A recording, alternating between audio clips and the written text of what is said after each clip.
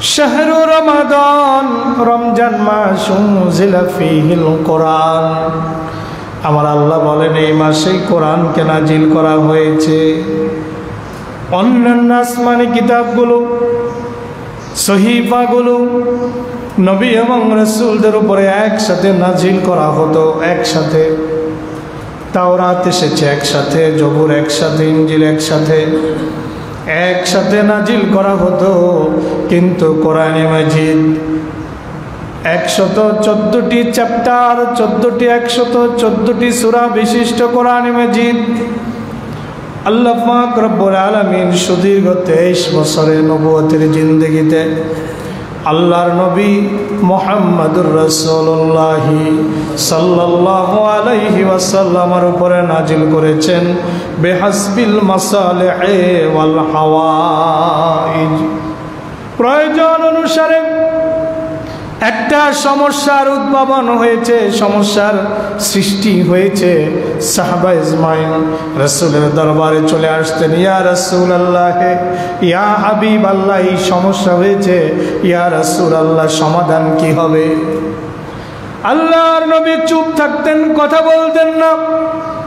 কিছু সময় চুপ থাকতেন। চুপ এই জন্যই থাকতেন, নবী আমার নিজ থেকে কোনো কথা বলতেন না।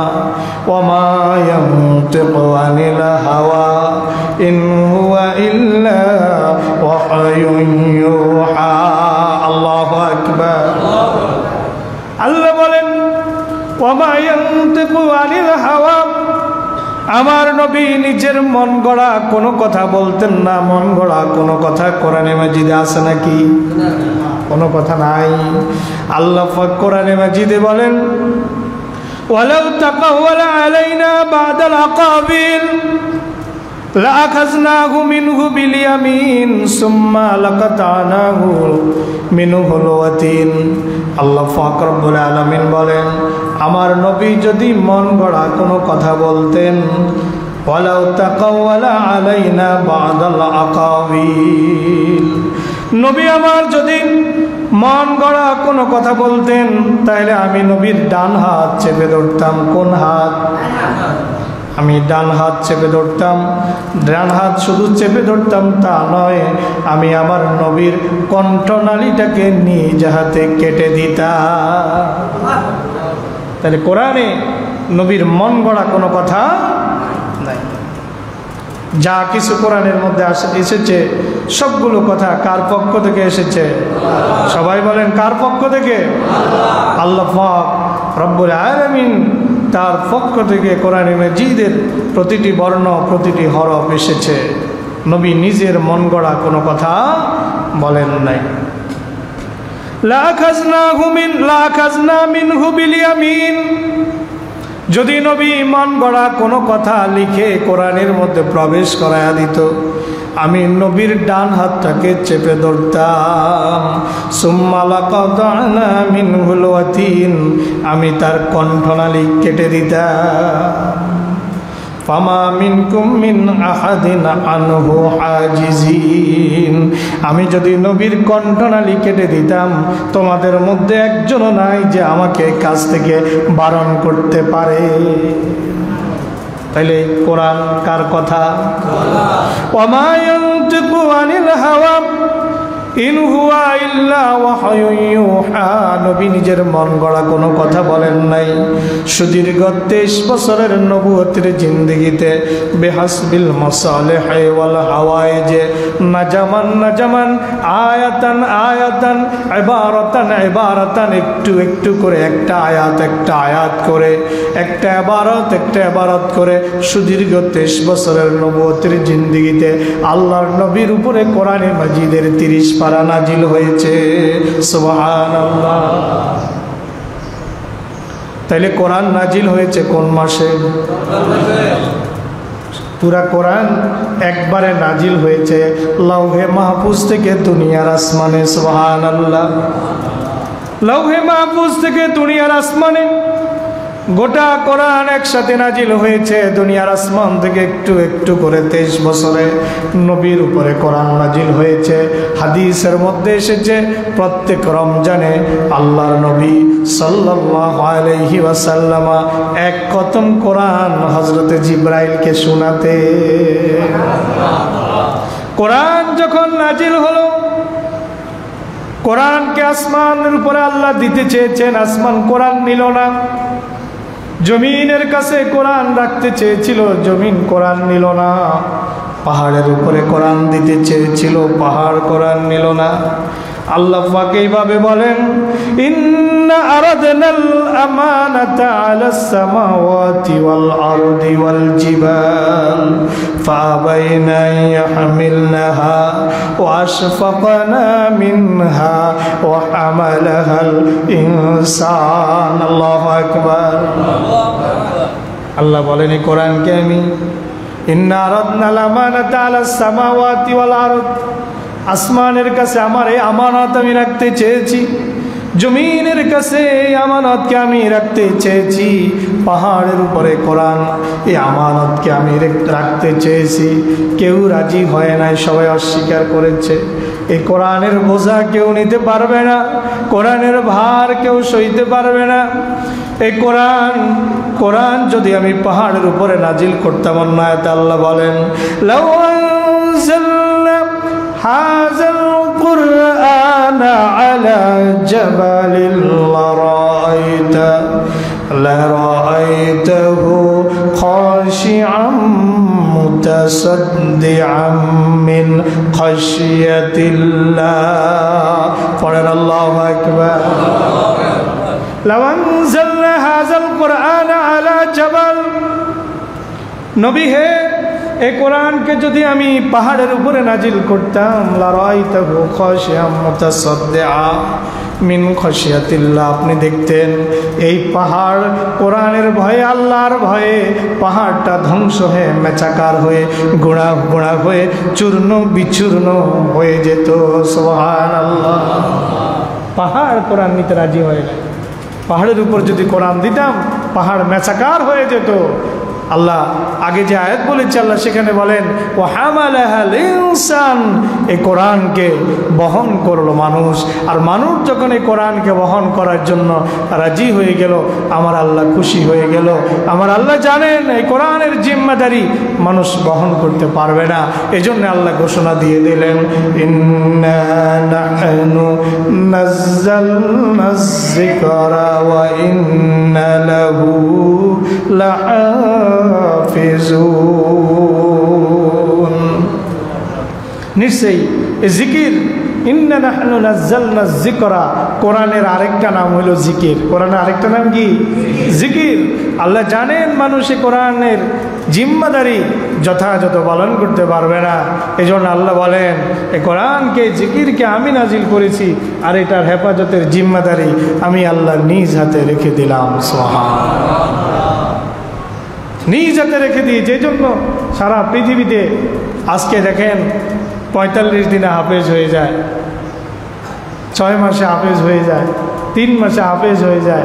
বাংলাদেশের ছেলেরা বিদেশে গিয়ে ফার্স্ট হয়ে পুরস্কার নিয়ে আসে।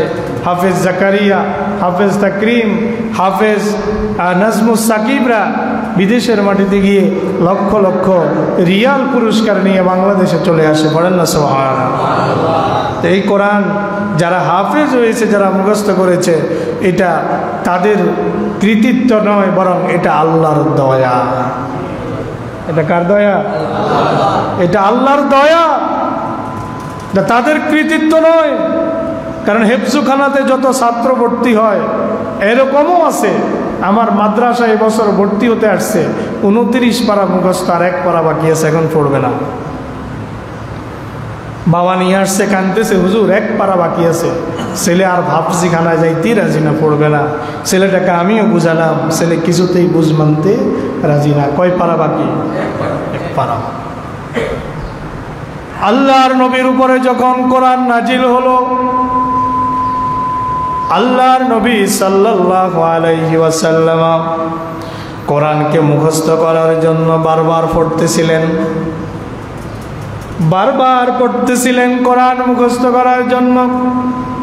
ঘটনাটা এই জন্য নিয়ে আসলাম, যদি পড়েই কোরআন মুখস্থ করা যাইত তাহলে পৃথিবীতে হাফেজের সংখ্যা আরো কয়েক গুণ বেশি থাকতো। নবী যখন বারবার কোরআনকে আওড়াচ্ছিলেন, কোরআনকে পড়তেছিলেন, আল্লাহ পাক রব্বুল আলামিন নবীকে ডাক দিয়া বলেন, লা তুহাররিক বিহি লিসানাকা লিতা'জালা বিহি ইন্না আলাইনা জামআহু ওয়া কুরআনা فإذا قرأناه فاتبع قرآنا ثم إن علينا بيانا فقال الله أكبر لا تحرك به لسانك لتعجل به নবী হে, কোরআনকে আপনার ভিতরে ধারণ করার জন্য আপনি বারবার জিহ্বা আওড়াচ্ছেন, জিহ্বা বারবার নাড়াচ্ছেন মুখস্থ করতে করার জন্য, বারবার পড়তেছেন। লা তুহাররিক বিহি লিসানাকা, কোরআনকে মুখস্থ করার জন্য আপনার জিহ্বাকে বারবার নাড়ানোর কোনো প্রয়োজন নাই। ইন্না আলাইনা জামআহু ওয়া কুরআনা, আপনার অন্তরের মধ্যে কোরআনকে গেঁথে দেওয়ার, মুখস্থ করায়া দেওয়ার দায়িত্ব আমি আল্লাহ নিজ হাতে নিয়ে নিলাম। ইন্না আলাইনা জামআহু ওয়া কুরআনা, আপনার অন্তরে কোরআনকে জমা করার দায়িত্ব কার? আমি আল্লাহ। এখন ছাত্ররা পড়বে, এই পড়াতেই যে কোরআন মুখস্থ হবে বিষয় এটা নয়, পড়বে কোরআনকে আল্লাহ তাআলা জমা করায় দিবেন। কে জমা করায় দিবেন? আল্লাহ তাআলা কোরআনকে জমা করায় দিবেন ইনশাআল্লাহ। আল্লাহ পাক শুধু এতটুকু বলেন না, আরো বলেন সুম্মা ইন্না আলাইনা বায়ানা, কোরআনকে মুখস্থ করায়া দিব। শুধু তাই নয়, বরং কোরআনের তাফসীর, কোরআনের ব্যাখ্যা বিশ্লেষণও আপনার অন্তরে আমি আল্লাহ গেঁথে দিব। শাহরু রমাদান আল্লাযী উনজিলা ফীহিল কোরআন, রমজান মাস, এতে নাজিল হলো কোরআন। মাস তো আরো অনেক আছে না? কয়টা মাস? 12 মাস। ইন্না ইদ্দাতাশ শুহুরি ইনদাল্লাহি 12 শাহরান ফি কিতাবিল্লাহি ইয়াওমা খালাকাস সামাওয়াতি ওয়াল আরদ ফিহা আরবাআতুন হুরুম। ইন্না ইদ্দাতাশ শুহুরি ইনদাল্লাহি 12 শাহরা। ইংরেজি বছর চালু হয়েছে 2025 বছর হইল। বাংলা বছর চালু হয়েছে প্রায় 1450 বছর হইল, ঠিক কিনা? হিজরি বছর চালু হয়েছে তাও প্রায় 1450 বছর হলো। কিন্তু আল্লাহ বলতেছেন, যেই দিন আমি আসমান আর জমিন সৃষ্টি করেছি সেই দিন থেকে মাসের সংখ্যা 12। সুবহানাল্লাহ কোন? যেই দিন আমি কি করেছি? আসমান আর জমিন যেদিন সৃষ্টি করেছি সেই দিন থেকে মাসের সংখ্যা কত? 12। তাহলে মাসের সংখ্যা কোনো হযরত উমর 12 নির্ধারণ করেছেন বিষয় এটা নয়। বাংলা মাসের সংখ্যা ঈশা খাঁ 12 নির্ধারণ করেছেন বিষয় এটা নয়। ইংরেজি মাসের সংখ্যা 12 খ্রিস্টানরা নির্ধারণ করেছেন বিষয়টা এটা নয়। বরং পৃথিবী, আসমান, জমিন যেদিন সৃষ্টি হয়েছে সেই দিন থেকে মাসের সংখ্যা কয়টা? 12টা। দলিল কোরআন থেকে দিছি। আল্লাহ বলেন মিনহা আরবাআতুন হুরুম, এই 12টি মাসের মধ্যে 4টা মাস অতি সম্মানিত। কয়টা মাস? 4টা মাস অতি সম্মানিত। 1 নম্বর হচ্ছে রজব। কোন মাস? রজব। রজবটা মাঝখানে। জিলকদ, জিলহজ, মুহররম আর রজব। জিলকদ, জিলহজ, মুহররম, রজব। কয় মাস? 4টা মাস অতি সম্মানিত। আর এই সম্মানিত মাসের উপরে আরো বেশি সম্মানিত, আরো বেশি শ্রেষ্ঠ মাস হচ্ছে মাহে রমাদান। তাহলে মাহে রমজানের এই শ্রেষ্ঠত্বের কারণ কি? এই মাসে কি নাজিল হয়েছে? কোরআন নাজিল হয়েছে। আর এই কোরআন যিনি আল্লাহর নবীর কাছে সুদীর্ঘ 23 বছরে নিয়ে এসেছেন তার নাম হচ্ছে হজরতে জিবরিল আমিন আলাইহিস সালাতু আসসালাম। ফেরেশতা তো অগণিত আছে। কত ফেরেশতা আছে আমরা কি জানি? দুনিয়ার কোনো মানুষ জানে কত ফেরেশতা? একটা হাদিসের মধ্যে রাসূল যখন মেরাজ থেকে আসলেন, রাসূল বললেন আসমানের মধ্যে, দুনিয়ার আসমান থেকে সপ্তম আসমান পর্যন্ত 4 আঙ্গুল জায়গাও খালি নাই যেখানে একজন ফেরেশতা আল্লাহর তাসবিহ পাঠ করে না, পড়েন না সুবহানাল্লাহ। বাইতুল মামুরের মধ্যে প্রতিদিন সকালবেলায় 70,000 ফেরেশতা প্রবেশ করে, আল্লাহর ইবাদত বন্দেগী করে, তাসবিহ তাহলিল পাঠ করে। সন্ধ্যায় এই 70,000 ফেরেশতা চলে যায়, কিয়ামত পর্যন্ত দ্বিতীয়বার তারা আসার আর কোনো সুযোগ পাবে না। সন্ধ্যায় আবার 70,000 ফেরেশতা বাইতুল মামুরে আসে আল্লাহর বন্দেগী করার জন্য। এরা বোর হলে চলে যায়, কিয়ামত পর্যন্ত আবার দ্বিতীয় নসলে আসার কোনো সুযোগ তারা পাবে না। এবার বুঝেন ফেরেশতার সংখ্যা কত। এত এত ফেরেশতার মধ্যে একজন ফেরেশতাকে আল্লাহ পাক শ্রেষ্ঠ বানায়া দিলেন। কারণটা হচ্ছে এই কোরআন। তিনি হচ্ছেন হযরতে জিবরিল আমিন আলাইহিস সালাতু ওয়াস সালাম, যিনি সুদীর্ঘ 23 বছরের জিন্দেগিতে আল্লাহ রাসূলের কাছে প্রায় 24,000 বার কোরআন নিয়ে অবতীর্ণ হয়েছেন, পড়েন না সুবহানাল্লাহ। তাহলে ফেরেশতা জিবরাইল কোরআনের কারণে শ্রেষ্ঠ হয়ে গেলেন, মাহে রমাদান কোরআনের কারণে শ্রেষ্ঠ হয়ে গেল, ঠিক কিনা? আবার দেখেন রাত তো অনেক আছে, আপনার আমার জিন্দিগিতে কত রাতই তো অতিবাহিত হয়েছে। আবার এমন একটা রাত আছে যেই রাতটা 1000 মাসের চাইতে শ্রেষ্ঠ। আল্লাহ পাক বলেন ইন্না আনজালনাহু ফি লাইলাতিল কদর ওয়া মা আদরাকা মা লাইলাতুল কদর লাইলাতুল কদরি খায়রুম মিন আলফি শাহর। পড়েন আল্লাহু আকবার। ইন্না আনজালনাহু ফি লাইলাতিল কদর। আল্লাহ বলেন এই কোরআনকে আমি কদরের রাতে নাজিল করেছি, সুবহানাল্লাহ। কোন রাতে? কোরআন নাজিলের সূচনা হয়েছে কদরের রাতে। আল্লাহ নিজে নবীকে প্রশ্ন করেন ওমা আদরাকা, আপনি কি জানেন মা লাইলাতুল কদর? লাইলাতুল কদর কি? লাইলাতুল কদরের মাহাত্ম্য কি? লাইলাতুল কদরের ফজিলত কি? লাইলাতুল কদরের গুরুত্ব কি? নবী আপনি কি জানেন? আল্লাহ নিজে জবাব দেন লাইলাতুল কদরি খায়রুম মিন আলফি শাহর।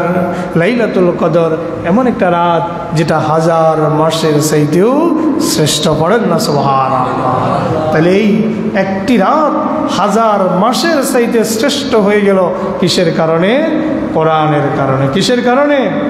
কোরআনের কারণে। আবার দেখেন যেই নবীর উপরে কোরআন নাজিল হলো তিনি সাইয়্যিদুল আম্বিয়া সাইয়্যিদুল মুরসালিন হয়ে গেলেন। আল্লাহ পাক রব্বুল আলামিন আমার আপনার নবী, প্রিয় নবীকে লক্ষ্য করে বলেন হুয়াল্লাযী আরসালা রাসূলাহু বিল হুদা ওয়া দীনিল হাক্কি লিইয়ুযহিরাহু আলাদ-দীনি কুল্লিহি ওয়ালাউ কারিহাল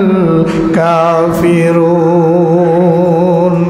তিনি তো সেই সত্তা যিনি হুয়াল্লাযী আরসালা রাসূলাহু বিল হুদা ওয়া দীনিল হক, যিনি তার রাসূলকে হেদায়েত এবং সত্য দিন সহকারে পাঠিয়েছেন। কেন? লিইয়ুযহিরাহু আলাদ-দীনি কুল্লিহি, যেন সকল দ্বীনের উপরে, সকল আদিয়ানে বাতিলের উপরে, সকল ধর্মের উপরে যেন তার দ্বীন আল ইসলামটা শ্রেষ্ঠত্ব লাভ করতে পারে। পড়েন না সুবহানাল্লাহ। আচ্ছা, যে সকল দিন বলল, এই দিনের মধ্যে দিনে ঈসা আছে না নাই? কথা বলেন না। দিনে ঈসা আছে না নাই? হযরত ঈসার দিন আছে তো। আবার দিনে মূসা আছে না নাই? দিনে দাউদ আছে না নাই? দিনে নূহ আছে না নাই? আল্লাহ বললেন লিইয়ুযহিরাহু আলাদ-দীনি কুল্লিহি, যত দিন আছে আমার নবী মুহাম্মদ সাল্লাল্লাহু আলাইহি ওয়াসাল্লামকে পৃথিবীতে পাঠানোর পরে সকল দিনকে আমি মানসুখ করে দিলাম, সকল দিনকে আমি বাতিল করে দিলাম। একটাই দিন থাকবে, সেটা হচ্ছে দিন আল ইসলাম। এই জন্য বিদায় হজের দিনে সূরা মায়েদার আয়াত আয়াত নাজিল হয়ে গেল, আল-ইয়াউমা আকমালতু লাকুম দীনাকুম ওয়া আতমামতু আলাইকুম নি'মাতি ওয়া রাদিতু লাকুমুল ইসলাম দীনা। আল্লাহু আকবার। আল-ইয়াউমা আকমালতু লাকুম দীনাকুম, আজকে আমি আমার দিনকে পরিপূর্ণতা দান করেছি। সুবহানাল্লাহ পড়েন। আজকে আমার দিনকে আমি কি করেছি? পরিপূর্ণতা দান করেছি। আল-ইয়াউমা আকমালতু লাকুম দীনাকুম ওয়া আতমামতু আলাইকুম নি'মাতি, তোমাদের উপরে আমার নিয়ামত পরিপূর্ণ করে দিলাম। ওয়া রাদিতু লাকুমুল ইসলাম দীনা, ইসলামকে তোমাদের জীবন বিধান হিসাবে আমি আল্লাহ মনোনীত করলাম, নির্বাচন করলাম। পড়েন না সুবহানাল্লাহ।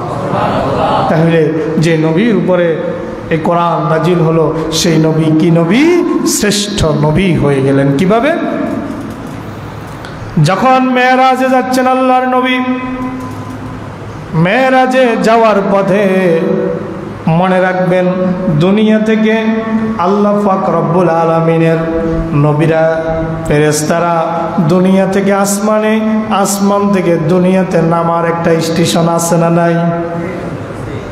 একটা এয়ারপোর্ট আছে না নাই?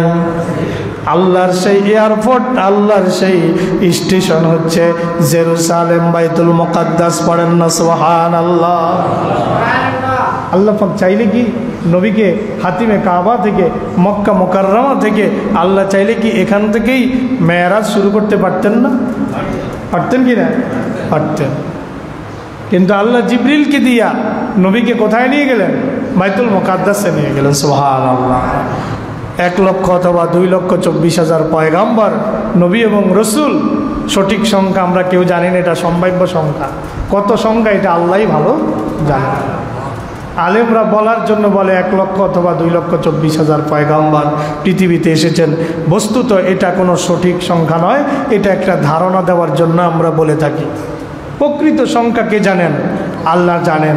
কোরআনে মাজিদে মাত্র 25 জন নবীর নাম আসছে। কতজন নবীর নাম? কোরআনে মাজিদে মাত্র 25 জন নবীর নাম এসেছে, আর নবীদের নাম কোরআনে মাজিদে আসে নাই। যাই হোক, সকল নবী এবং রসুলদের সরদার হয়ে, নেতা হয়ে, ইমাম হয়ে 2 রাকাত নামাজে আল্লাহর নবী ইমামতি করেছেন। পড়েন না সুবহানাল্লাহ। সেখানে সৈয়দুল মুরসালিন, ইমামুল আম্বিয়া, ইমামুল মুরসালিন হয়ে গেলেন নবী মুহাম্মদ সাল্লাল্লাহু আলাইহি ওয়াসাল্লাম। এবার দেখুন, আবার অন্য দিক থেকেও শ্রেষ্ঠ। কেন? অনেক নবীরাই পৃথিবীতে উম্মতের অত্যাচারের ফলে উম্মতকে বদদোয়া করেছেন কিনা? আমার আপনার নবী, প্রিয় নবী, উম্মতকে কখনো বদদোয়া করেন নাই। নবী যখন তায়েফে দাওয়াত নিয়ে গেলেন, তায়েফের কাফেররা শিশু, যুবক, তরুণদেরকে লেলিয়ে দিল নবীর পিছনে। পাথর নিক্ষেপ করতে করতে নবী বেহুশ হয়ে যায়, রক্তাক্ত হয়ে জমিনে লুটিয়ে পড়ে। আবার জ্ঞান ফিরে আসলে আবার দাঁড়ায়, আবার পাথর নিক্ষেপ করে, বারবার বেহুশ হয়ে যায়, বারবার জ্ঞান ফিরে আসে। হযরত জিবরাইল আমিন আলাইহিস সালামকে আল্লাহ পাঠায়া দিলেন। হযরত জিবরাইল আল্লাহর নবীর কাছে উপস্থিত হয়ে বললেন, ইয়া রাসূলুল্লাহ, ইয়া হাবিবাল্লাহ, আমার সাথে পাহাড়ের ফেরেশতারা আছে। কিসের ফেরেশতা? পাহাড়ের ফেরেশতা আছে না নাই? পাহাড় নিয়ন্ত্রণ করার ফেরেশতাও আছে। পাহাড় কি এমনি এমনি দাঁড়িয়ে আছে? আল্লাহু আকবার। প্রত্যেকটা নিজামের পিছনে, দুনিয়ার প্রত্যেকটা সৃষ্টির পিছনে আল্লাহর এক একজন ফেরেশতা কাজ করতেছে। সুবহানাল্লাহ। আপনি যে একটা বীজ জমিনে বপন করেন, একটা করলার বীজ, শশিন্দার বীজ, ভেন্ডির বীজ, ওই বীজের পিছনেও আল্লাহর ফেরেশতা কাজ করে। পড়েন না সুবহানাল্লাহ। হযরত জিবরাইল বলেন, ইয়া রাসূলুল্লাহ, আল্লাহ পাক আমার সাথে পাহাড়ের ফেরেশতা পাঠিয়েছেন। এবার পাহাড়ের ফেরেশতা ডাক দিয়ে বলেন, ইয়া রাসূলুল্লাহ, আল্লাহ আমাকে আদেশ করেছেন, আপনি আমাকে যা আদেশ করবেন আমি যেন তাই পালন করি। ইয়া রাসূলুল্লাহ, আপনি যদি বলেন এই তায়েফবাসীদেরকে 2 পাহাড়ের চিপার মধ্যে ফেলে পাহাড় দিয়া ডলা দিয়া তাদেরকে জমিনের সাথে ভ্যানিশ করে দিব। আল্লাহ নবী কি জবাব দিয়েছে জানেন? নবী বলেন, ও ফেরেশতারা, যদি এদেরকে ভ্যানিশ করে দাও আমি দ্বীনের দাওয়াত কার কাছে দেব। আমি আশা করি এরা যদিও দিন গ্রহণ করে নাই, আল্লাহ পাক এদের ঔরস থেকে এমন একটা বংশধর বের করে দিবে যারা আল্লাহর জমিনে আল্লাহর প্রভুত্বকে কায়েম করবে, আল্লাহর জমিনে আল্লাহর গোলামিকে কায়েম করবে। পড়েন না সুবহানাল্লাহ। বানানো কিচ্ছা না, সহিহ হাদিস। আল্লাহর নবী এত দয়াশীল ছিলেন, এত দয়াময় ছিলেন, এত দয়াবান ছিলেন আল্লাহ রসুল সাল্লাল্লাহু আলাইহি ওয়াসাল্লাম। উম্মতকে কখনো নবী বদদোয়া করেন নাই, কিন্তু আমরা দেখি অন্যান্য নবীরা এক পর্যায়ে অতিষ্ঠ হয়ে বদদোয়া করেছেন। যেমন হজরতে নূহ আলাইহিস সালাম 950 বছরের হায়াতের জিন্দিগিতে বহু চেষ্টা করে মাত্র 40 জোড়া মুসলমান হয়েছে, 80 জন। কতজন? হেন কোনো অত্যাচার নাই যেটা হজরতে নূহ আলাইহিস সালামকে করে নাই। 950 বছর হায়াতের জিন্দিগিতে দিনে দাওয়াত দিয়েছে, রাতে দাওয়াত দিয়েছে, প্রকাশ্যে দাওয়াত দিয়েছে, গোপনে দাওয়াত দিয়েছে, ঘরে ঘরে ঘরে গিয়ে নবীজির হজরতে নূহ দিনের দাওয়াত দিয়েছে। হজরতে নূহ আলাইহিস সালামকে মারতে মারতে যখন তারা মনে করতো যে আর বাঁচবে না, এবার সাটাই পেঁচাইয়া নিজে হজরতে নূর ঘরে রেখে আসতো। ওই রাতে রাতেই আল্লাহ পাক হজরত নূহকে সুস্থ করে দিতেন। আবার সকালবেলায় দ্বীনের দাওয়াতে বেরিয়ে যেত, আবার মারতে মারতে রক্তাক্ত করে, জখম করে, দুর্বল করে, একদম তারা মনে করতো যে আজকে মনে হয় মরেই গেছে। এইভাবে আবার পেঁচাইয়া, কাপড় দিয়া, সাটাই দিয়া পেঁচাইয়া আবার ঘরে রাখতো। রাতে রাতে আল্লাহ পাক আবার ভালো করে দিতেন, সকালে আবার বেরিয়ে যেতেন। হজরত নূহ আলাইহিস সালাম আল্লাহর কাছে খুব সুন্দর করে সে কথাগুলো বলেছেন। এবার আল্লাহ পাক রব্বুল আলামিনের কাছে 950 বছরের হায়াতের জিন্দিগিতে দাওয়াত দিতে দিতে যখন দেখে যে মাত্র 80 জন হলো, আল্লাহর কাছে এবার বদদোয়া করেছেন। ক্বালা নূহুর রাব্বি লা তাযার আলাল আরদি মিনাল কাফিরিনা দাইয়ারা। ক্বালা নূহুর রাব্বি, হযরত নূহ তার রবকে বললেন, হে আমার প্রভু, লা তাযার আলাল আরদি মিনাল কাফিরিনা দাইয়ারা, পৃথিবীর বুকে তুমি একটা কাফেরদের বাড়িঘর অবশিষ্ট রাখো না। পৃথিবীর বুকে যত কাফের আছে তাদেরকে তো মেসাকার করবাই, তাদের বাড়িঘর নাম নিশানা সহ মুছে দাও, নিশ্চিহ্ন করে দাও। ইন্নাকা তাযারহুম ইউদিল্লু ইবাদাকা ওয়ালা ইয়ালিদু ইল্লা ফাজিরান কাফফারা। নূহ আলাইহিস সালাম আল্লাহকে বলে, রব্বুল আলামিন, যদি এই কাফেরগুলোকে তুমি জমিনে রেখে দাও, এরা তোমার বান্দাদেরকে পথ ভ্রষ্ট করবে। ইউদিল্লু ইবাদাকা, তোমার বান্দাদেরকে কি করবে? গোমরা করবে, পথ হারা করে দিবে। ওয়ালা ইয়ালিদু ইল্লা ফাজিরান কাফারা, এদের ঔরস থেকে যেগুলো আসবে, এরা যাদেরকে জন্ম দিবে তারাও এক একটা পাপিষ্ট হবে এবং কাফের হবে। অবশেষে হযরতে নূহ কিন্তু বদদোয়া করেছেন না? আল্লাহ পাক হযরতে নূহর দোয়া কবুল করেছেন। আল্লাহ পাক মহাপ্লাবন দিলেন, মহাপ্লাবন দিয়ে আল্লাহ পাক রব্বুল আলামিন সকল কাফেরগুলোকে নাস্তানাবুদ করে দিয়েছে, একটা কাফেরও আর অবশিষ্ট ছিল না। আর আমার নবী, প্রিয় নবীকে অত্যাচার অবিচার যত কিছু করা হয়েছে, মক্কা থেকে আমার নবীকে বের করে দেওয়া হয়েছে। ওই রাতে যদি আমার নবী হিজরত না করতেন তাহলে আমার নবীকে ওই রাতেই তারা 2 টুকরা করে দিত, ঠিক না? আমার নবী মক্কা থেকে মদিনায় চলে যায়, বারবার পিছনে তাকায় আর বলে, মক্কাকে লক্ষ্য করে বলে, লাউলা উখরিজতু লামা খরাজতু, লাউলা উখরিজতু লামা খরাজতু। হে মক্কা, আমার মক্কার অধিবাসীরা যদি আমাকে বের না করে দিত, হে মক্কা, তোমাকে আমি এত ভালোবাসি, আমি কখনো তোমাকে ছেড়ে যেতাম না। বারবার পিছে ফিরে তাকায়। এত কিছুর পরেও বিটে মাটি ছাড়া করলো, ঘর থেকে বাড়ি থেকে বের করে দিল, তায়েফের জমিন অত্যাচার করলো, 3 বছর শিয়াবে আবি তালেবে বন্দি করে রাখলো, একটু খাবার ঢুকাইতে দেয় নাই। শিয়াবে আবি তালেবে একটু পানি তারা নিতে দেয় নাই, একটু খাবার তারা নিতে দেয় নাই। 1 দিন 2 দিন নয়, 3টি বছর আল্লাহর নবী এবং সাহাবীদের অবস্থা এমন হয়ে গিয়েছিল, হাদিসের মধ্যে এসেছে, ছাগল যেরকম বড়ি বড়ি পায়খানা করে, সাহাবী সাহাবীদের পায়খানা এরকম বড়ি বড়ি হয়ে গিয়েছিল, গাছের পাতা খেয়ে, গাছের ছাল খেয়ে, চামড়াকে পানির মধ্যে ভিজিয়ে চামড়া ফুলে উঠলে পশম ফেলে সেখান থেকে চিবায়া চিবায়া খেয়ে কোনো রকম জীবনযাপন করেছিল। এত কিছুর পরেও নবী মুহাম্মদ সাল্লাল্লাহু আলাইহি ওয়াসাল্লাম উম্মতকে বদদুয়া করেন নাই, কারণ নবী মুহাম্মদ সাল্লাল্লাহু আলাইহি ওয়াসাল্লামকে আল্লাহ পাক গোটা মানব জাতির জন্য নবী করে পাঠিয়েছেন। গোটা মানব জাতির জন্য নবীকে নবী করে পাঠিয়েছেন। এই জন্য নবী সকলের নবী, নবী বদদুয়া করেন নাই। নবী বলেছেন এরা ঈমান না আনুক, এদের ঔরস থেকে যারা আসবে তারা হয়তো ঈমান আনবে।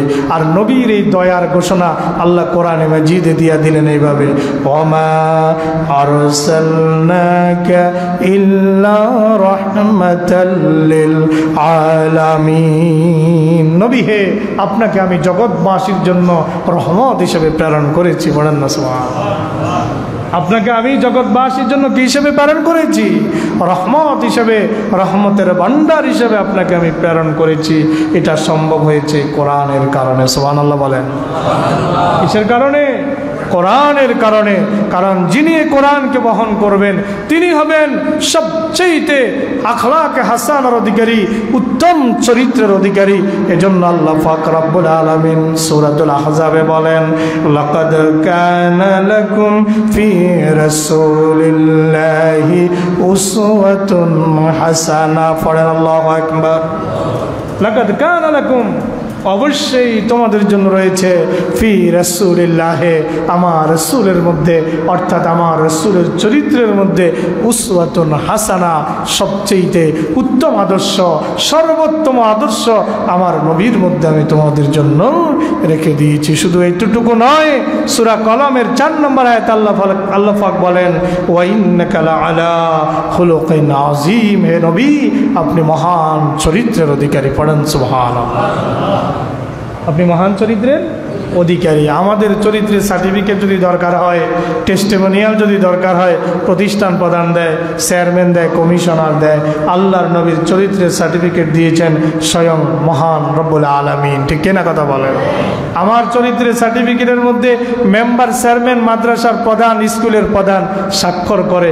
আল্লাহর নবীর চরিত্রের সার্টিফিকেটের মধ্যে সিগনেচার করেছেন, স্বাক্ষর করেছেন স্বয়ং মহান রব্বুল আলামিন। সুবহানাল্লাহ। একটু দরুদ পড়ে, সাল্লাল্লাহু আলা সাল্লাল্লাহু আলাইহি সাল্লাল্লাহু আলা মুহাম্মাদ সাল্লাল্লাহু আলাইহি ওয়াসাল্লাম। তাহলে একটা মেসেজ আমাদের কাছে ক্লিয়ার যে এই রমজানের কারণে আল্লাহর নবী শ্রেষ্ঠ নবী, এই রমজানের কারণে লাইলাতুল কদর শ্রেষ্ঠ রাত, রমজানের কারণে জিব্রাইল শ্রেষ্ঠ ফেরেশতা, রমজানের কারণে মাহে রমজান শ্রেষ্ঠ মাস। এবার আসুন, এই রমজানের কারণে উম্মত হিসেবে আমরা শ্রেষ্ঠ উম্মত। এই কোরআনের কারণে, এই কোরআনের কারণে উম্মত হিসেবে আমরা শ্রেষ্ঠ উম্মত। দলিল কোরআন থেকে নেন, কুনতুম খায়রা উম্মাতিন উখরিজাত লিন-নাস তা'মুরুনা বিল মা'রুফি ওয়া তানহাউনা আনিল মুনকার। আল্লাহ পাক বলেন, তোমরাই সর্বশ্রেষ্ঠ জাতি। সুবহানাল্লাহ। এটা ঈসা আলাইহিস সালামের উম্মতকে বলে নাই, মুসা আলাইহিস সালামের উম্মতকেও বলে নাই, কোনো নবীর উম্মতকে আল্লাহ এই কথা বলে নাই যে তোমরাই শ্রেষ্ঠ উম্মত।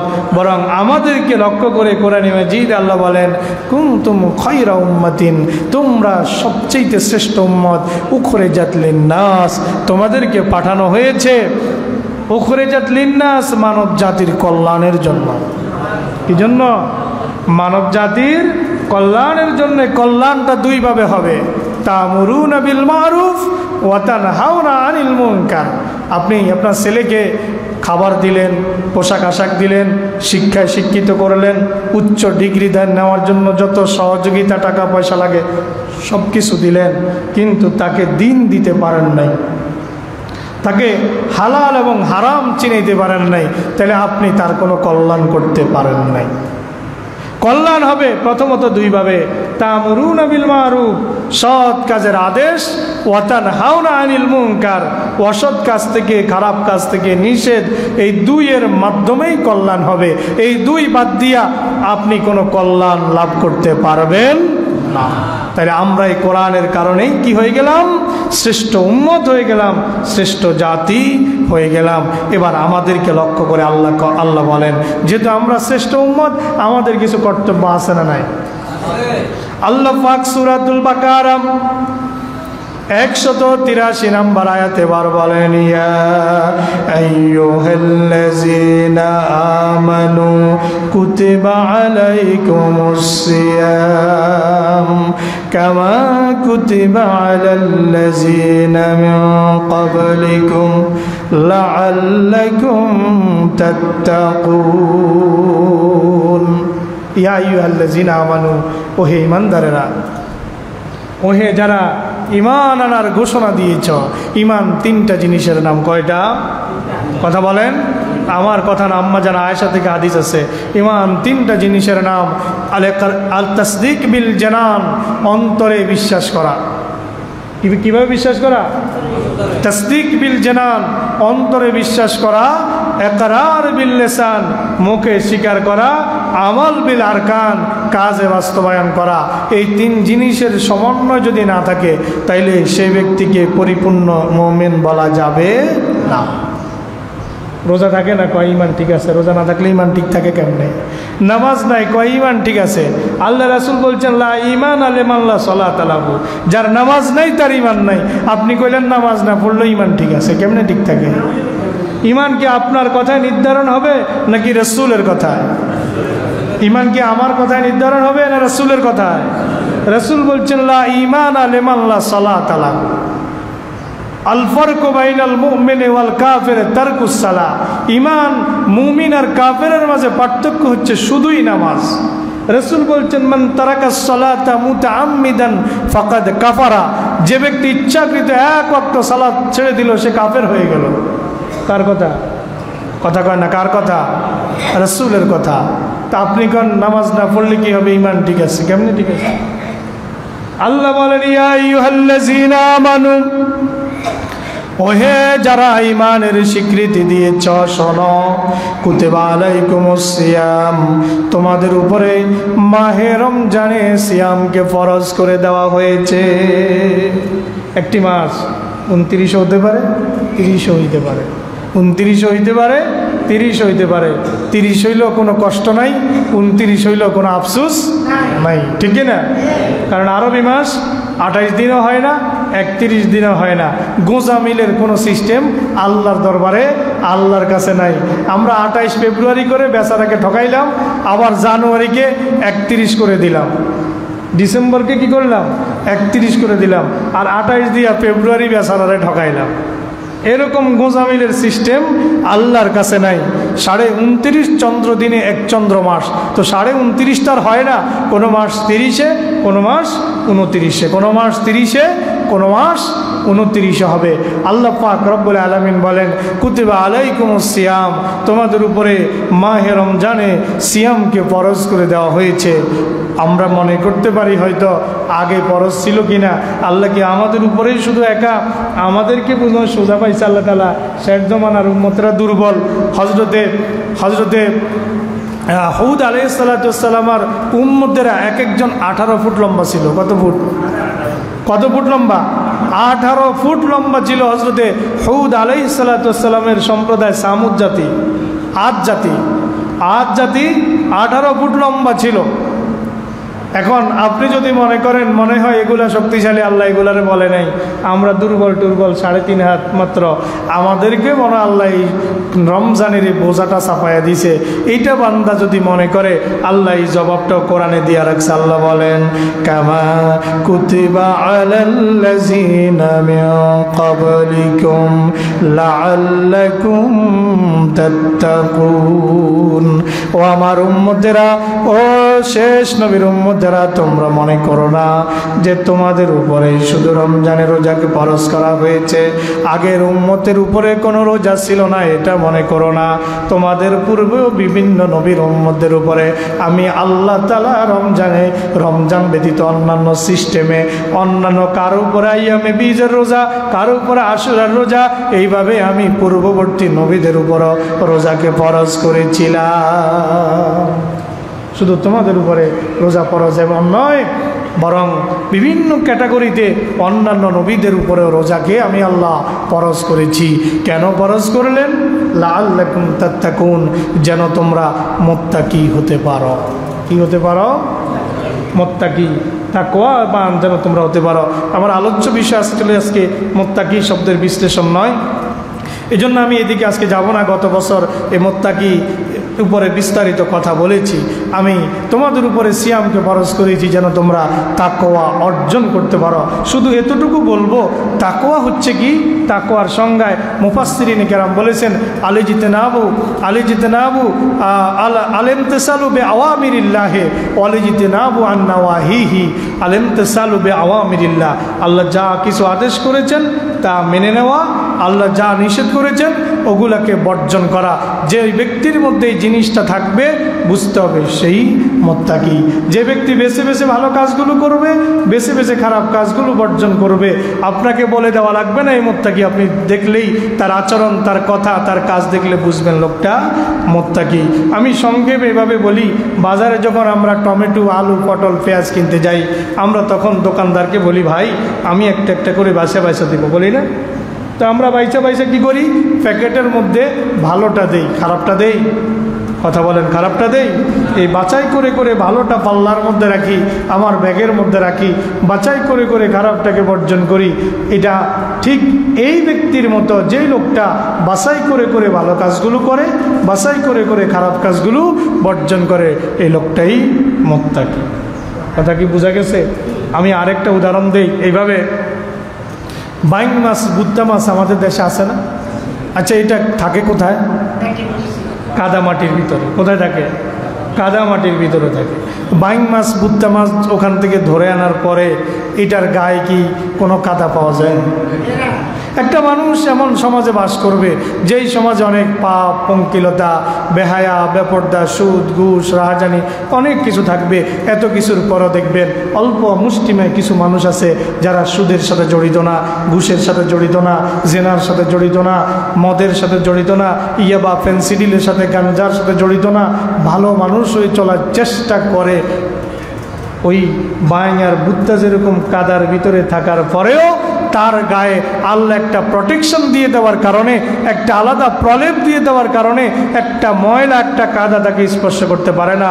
যেই ব্যক্তির মধ্যে ঈমানের লেবাসটাকে যে ব্যক্তি পরবে, তাকওয়ার লেবাসটাকে যে ব্যক্তি পরবে, সেই ব্যক্তির গায়েও কোনো ছিটে ফোঁটা অন্যায় লাগতে পারে। ওয়ালিবাসুত তাকওয়া যালিকা খায়র। তাকওয়ার পোশাক এটা বাহ্যিক পোশাক নয়। তাকওয়ার পোশাক মানে হচ্ছে, এটা হচ্ছে আপনার একটা কি অদৃশ্য একটা প্রোটেকশন। অদৃশ্য একটা প্রোটেকশন আপনার গায়ের মধ্যে থাকবে। স্বামী এবং স্ত্রীর ব্যাপারে বলা হয়েছে হুন্না লিবাসুল লাকুম ওয়া আনতুম লিবাসুল লাহুন্না। লেবাস মানে সব জায়গায় পোশাক না, লেবাস মানে সব জায়গায় কি না। আল্লাহ বলছেন তারা তোমাদের পোশাক, তোমরাও তাদের পোশাক। স্বামীরা স্ত্রীদের পোশাক, স্ত্রীরা স্বামীর পোশাক। এটার অর্থ হইল স্বামী ছাড়া স্ত্রী কি অপূর্ণ, স্বামী ছাড়া স্ত্রী অপূর্ণ, স্ত্রী ছাড়া স্বামী অপূর্ণ। একজন আরেকজনের পরিপূরক, একজন আরেকজনের কি পরিপূরক। এখানে স্বামী স্ত্রী পরস্পর পোশাক মানে বাহ্যিক পোশাক না। ঠিক তেমনি লেবাসুত তাকওয়া যালিকা খায়র, তাকওয়ার পোশাক এটাই উত্তম। মানে আপনি খোদা ভিত্তিকে এখতিয়ার করা, খোদা ভিত্তিকে এখতিয়ার করা, খোদা ভিত্তিকে অন্তরে লালন করা, খোদা ভিত্তিকে নিজের মধ্যে জায়গা করে দেওয়া, খোদা ভিত্তির পন্থাকে আপনি অর্জন করা, এটাই আল্লাহর কাছে সবচেয়ে উত্তম। এই জন্য আল্লাহ বলেন লাআল্লাকুম তাত্তাকুন, রমজানের রোজাকে আমি আল্লাহ ফরজ করেছি যেন তোমরা সবাই মুত্তাকি হয়ে যেতে পারো। আসুন এবার আমি আপনাদেরকে হাদিস থেকে মাহে রমজানের ফজিলত নিয়ে কিছু কথা বলবো ইনশাআল্লাহ। আন আবি হুরায়রা رضي الله عنه عن النبي صلى الله عليه وسلم قال إذا دخل رمضان فتحت أبواب الجنة وغلقت أبواب جهنم وسلسلة الشياطين رواه البخاري হযরত আবি হুরায়রা থেকে বর্ণিত আল্লাহর নবী সাল্লাল্লাহু আলাইহি ওয়াসাল্লাম ইরশাদ করেন ইজা দাখালা রমাদান যখন রমজান মাস আসে ফুতিহাত আবওয়াবুল জান্নাহ আল্লাহ পাক জান্নাতের দরজাগুলো খুলে দেন জান্নাতের দরজা আল্লাহ খুলে দেন ওয়াকুল্লাকাত আবওয়াবু জাহান্নামা আর জাহান্নামের দরজাগুলো সব বন্ধ করে দেন ওয়াসুলসিলাতিশ শায়াতিন আর শয়তানকে আল্লাহ তাআলা শৃঙ্খলাবদ্ধ করে ফেলেন হাদিস কানা সহিহ বুখারী 3227 নম্বর সহিহ মুসলিম 2387 নম্বর আরেক কানা হাদিস হযরত আবু হুরায়রা থেকে عن أبي هريرة رضي الله عنه قال قال رسول الله صلى الله عليه وسلم إذا كان أول ليلة من شهر رمضان যখন রমজানের প্রথম রাত আসে আগে তো রাত আসে ঠিক কি না রমজানের দিন আগে না রাত আগে আরবি মাসে রাত আগে আরবি মাসে রাত আগে আর বাংলায় দিন আগে আরবি মাসে শুরু হয় আরবি মাসের হিসাব শুরু হয় সূর্য অস্ত যাওয়ার সাথে সাথে সূর্য অস্ত যাওয়ার সাথে সাথে আর ইংরেজি মাস শুরু হয় রাত 12টা যখন সবাই ঘুমায় থাকে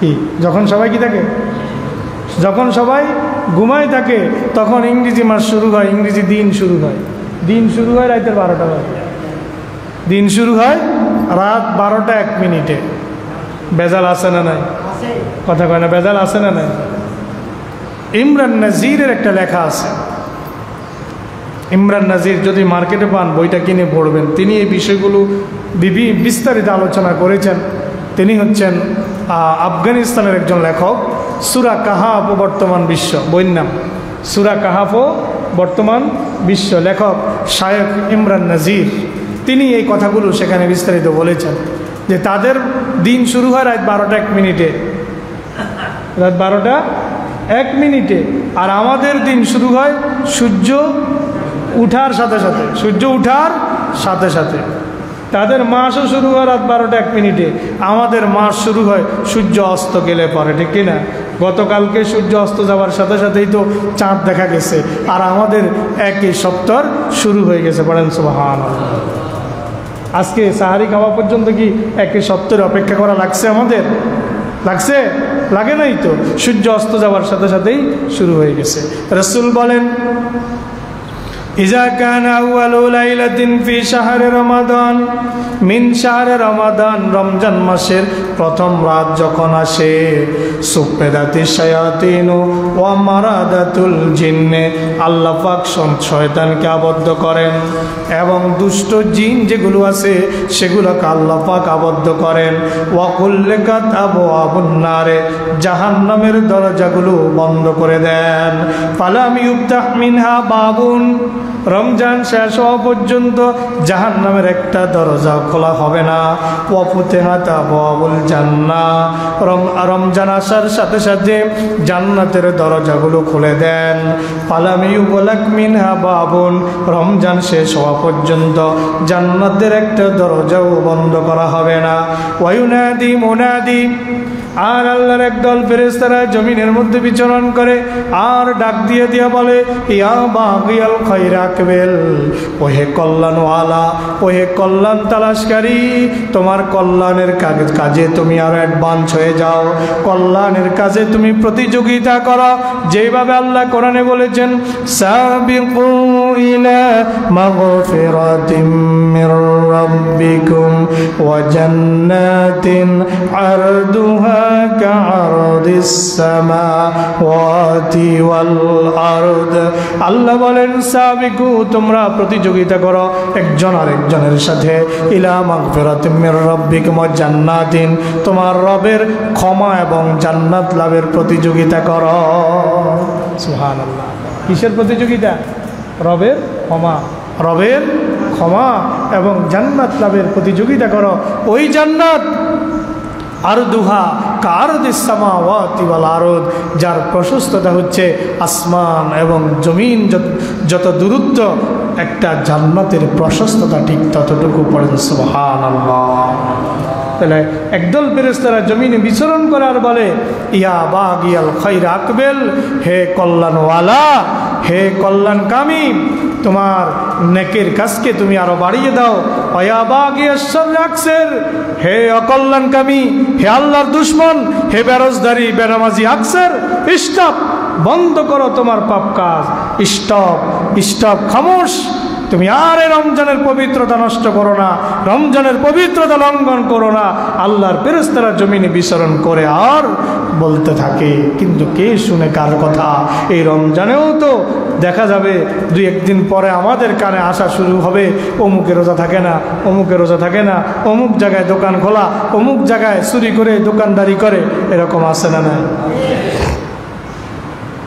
এই হাদিস খানা তিরমিজির মধ্যে এসেছে, আরো আছে হাদিসের অংশ।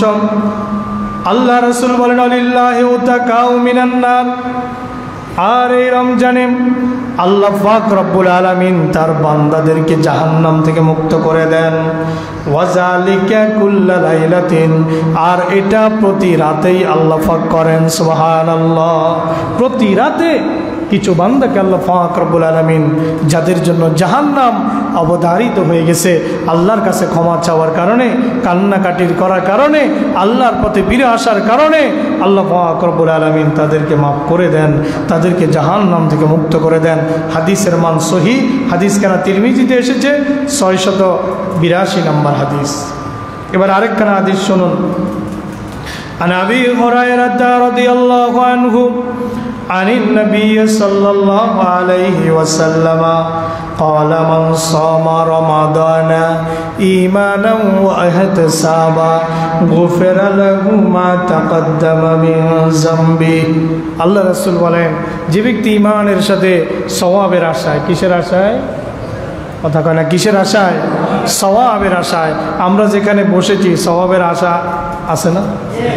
ঈমানের সাথে, যে ব্যক্তি ঈমানের সাথে সওয়াবের আশায় মাহে রমজানের রোজা রাখবে, আল্লাহ রাসূল বলেন, গুফিরা লাহু মা তাকাদ্দামা মিন যামবিহি, তার অতীত জীবনের সব গুনাহটা আল্লাহ পাক রব্বুল আলামিন ক্ষমা করে দেন। পড়েন সুবহানাল্লাহ। হাদিস কেনা সহিহ বুখারী 35 নম্বর, সহিহ মুসলিম 760 নম্বর হাদিস। 5 নম্বর হাদিস। আন আবি সাঈদ খুদরি রাদিয়াল্লাহু আনহু قال قال رسول الله صلى الله عليه وسلم ما من عبد يصوم يوما في سبيل الله إلا بعد الله بذلك اليوم وجهه عن النار 70 خريفا رواه البخاري। খুব চমৎকার একটা হাদিস। আরো কয়েকটা হাদিস আছে রমজানের ফজিলত নিয়ে, শুনবেন তো ইনশাআল্লাহ। একটা কাজ করতেছেন, এই কাজটা করলে, ইবাদতটা করলে ফজিলত কি জানার দরকার আছে না? জানলে পরে ওই কাজের প্রতি মহব্বত কমে না বাড়ে? মহব্বত। আপনি যদি জানেন আপনি এই পরিশ্রমটা করলে পরে আপনি এত বড় একটা পুরস্কার পাবেন, তখন ওই পরিশ্রমটার প্রতি আপনার আন্তরিকতা বেড়ে যায়, ঠিক কি না? এই আন্তরিকতা বাড়ানোর জন্যই মাহে রমজানের ফজিলত নিয়ে কিছু হাদিস আপনাদের সামনে পেশ করতেছে। আল্লাহর নবী সাল্লাল্লাহু আলাইহি সাল্লাম বলেন, মা মিন আবদিন ইয়াসুমু ইয়ামান ফি সাবিলিল্লাহ, যদি কোনো মানুষ আল্লাহর সন্তুষ্টির জন্য রোজা রাখে, কার সন্তুষ্টির জন্য? তাহলে আমাদের সব কাজের উদ্দেশ্য থাকবে লিওয়াজহিল্লাহ তাআলা, আল্লাহর সন্তুষ্টি। কার সন্তুষ্টি? কারণ আল্লাহ রাসূল বলেছেন, মান সাল্লা ইউরাই ওয়ারাই, মান সাল্লা ইউরাই ফাকাদ আশরাকা ওয়া মান সামা ইউরাই ফাকাদ আশরাকা। যে ব্যক্তি মানুষকে দেখানোর জন্য সালাত আদায় করে, সে ব্যক্তি আল্লাহর সাথে শিরক করলো। যে ব্যক্তি মানুষকে দেখানোর জন্য সিয়াম পালন করলো, সে ব্যক্তি কি করলো? আল্লাহর সাথে শিরক করলো। এইভাবে কোনো ভালো কাজ মানুষকে দেখানোর জন্য করা যাবে না। যদি কোনো ভালো কাজ মানুষকে দেখানোর জন্য করেন, এটাই আল্লাহর সাথে শিরক। হাসরের ময়দানে আপনার হাসর হবে একজন মুশরিকের সাথে। পড়েন না নাউযুবিল্লাহ। আল্লাহর নবী বলেন, মা মিন আবদিন ইয়াসুমু ইয়াওমান ফি সাবিলিল্লাহ, যে ব্যক্তি আল্লাহর সন্তুষ্টির জন্য মাত্র একটা দিন রোজা রাখে, বা'দাল্লাহু বিযালিকাল ইয়াউমি ওয়াজহাহু আনিন নারে ৭০ খরিফা। আল্লাহ পাক রব্বুল আলামিন তার থেকে জাহান্নামকে ৭০ বছরের রাস্তা দূরে সরায়া দেন। পড়েন না সুবহানাল্লাহ। একটা রোজা যদি আল্লাহর সন্তুষ্টির জন্য রাখেন আপনার মধ্যে, আর জাহান্নামের দূরত্ব হয়ে যাবে কত বছরের রাস্তা? ৭০ বছরের রাস্তা। সুবহানাল্লাহ। তাহলে ২৯ বা ৩০টা রোজা রাখলে এরকম ৩০ পূরণ ৭০ বছর। সুবহানাল্লাহ। জীবনে যে যত বছর রোজা রাখছেন, তাহলে জাহান্নাম তো আপনার কাছে দাঁড়াও আসার কথা নয়। সুবহানাল্লাহ। এটা হচ্ছে মাহে রমজানের ফজিলত। ৬ নম্বর হাদিস, عن أبي هريرة رضي الله عنه أن رسول الله صلى الله عليه وسلم كان يقول الصلاة الخمس والجمعة إلى الجمعة ورمضان إلى رمضان مكفرات ما بينهن إذا اجتنب الكبائر رواه مسلم। সহিহ মুসলিম ২৩২ নম্বর। আল্লাহ রাসূল বলেন, এক নামাজ থেকে অন্য নামাজ, আসসালাতুল খামসু, যেমন আপনি ফজরের নামাজ পড়লেন, জোহরের নামাজ পড়লেন, ফজর থেকে জোহরের মধ্যে যত গুনাহ হয়ে গেছে, জোহর আদায়ের সাথে সাথে আল্লাহ পাক আপনার সব সগীরা গুনাহ মাফ করে দেন। আবার জোহর থেকে আসর পর্যন্ত যত গুনাহ হলো, আল্লাহ তাআলা আসর আদায়ের সাথে সাথে গুনাহগুলো মাফ করে দেন। পড়েন সুবহানাল্লাহ। ঠিক এইভাবে এক জুমার দিন থেকে আরেক জুমার দিন পর্যন্ত আপনার যত গুনাহ হলো আল্লাহ তাআলা মাফ করে দেন। সুবহানাল্লাহ। এইভাবে এক রমজান থেকে আরেক রমজান পর্যন্ত যদি কোনো গুনাহ বাকি থাকে, এই রমজানের ওসিলায় আল্লাহ পাক রব্বুল আলামিন আপনার সব গুনাহকে ক্ষমা করে দেন। পড়েন না সুবহানাল্লাহ। সহিহ হাদিস মুসলিম শরীফের মধ্যে এসেছে, হাদিস ২৩২ নম্বর হাদিস, সহিহ মুসলিম। রমজানের ফজিলত মর্যাদা আছে না নাই? ৭ নম্বর হাদিস, عن أبي هريرة رضي الله عنه قال قال رسول الله صلى الله عليه وسلم كل عمل ابن آدم يضاعف له الحسنة بعشر أمثالها إلى 700 ضعف قال الله سبحانه إلا الصوم فإنه لي وأنا أجزي به رواه البخاري। আল্লাহর নবী বলেন, কুল্লু আমাল ইবনে আদম ইউদাফ লাহুল হাসানাতু বিআশরি আমসালিহা ইলা ৭০০ দিরহাম। বনি আদমের প্রত্যেকটা আমলের সওয়াব ১০ থেকে ৭০০ গুণ পর্যন্ত বৃদ্ধি করা হয়। সুবহানাল্লাহ। কত থেকে কত গুণ? ১০ থেকে ৭০০ গুণ। শুধু হাদিস থেকে দলিল নেবেন না, কোরআন থেকেও নেবেন?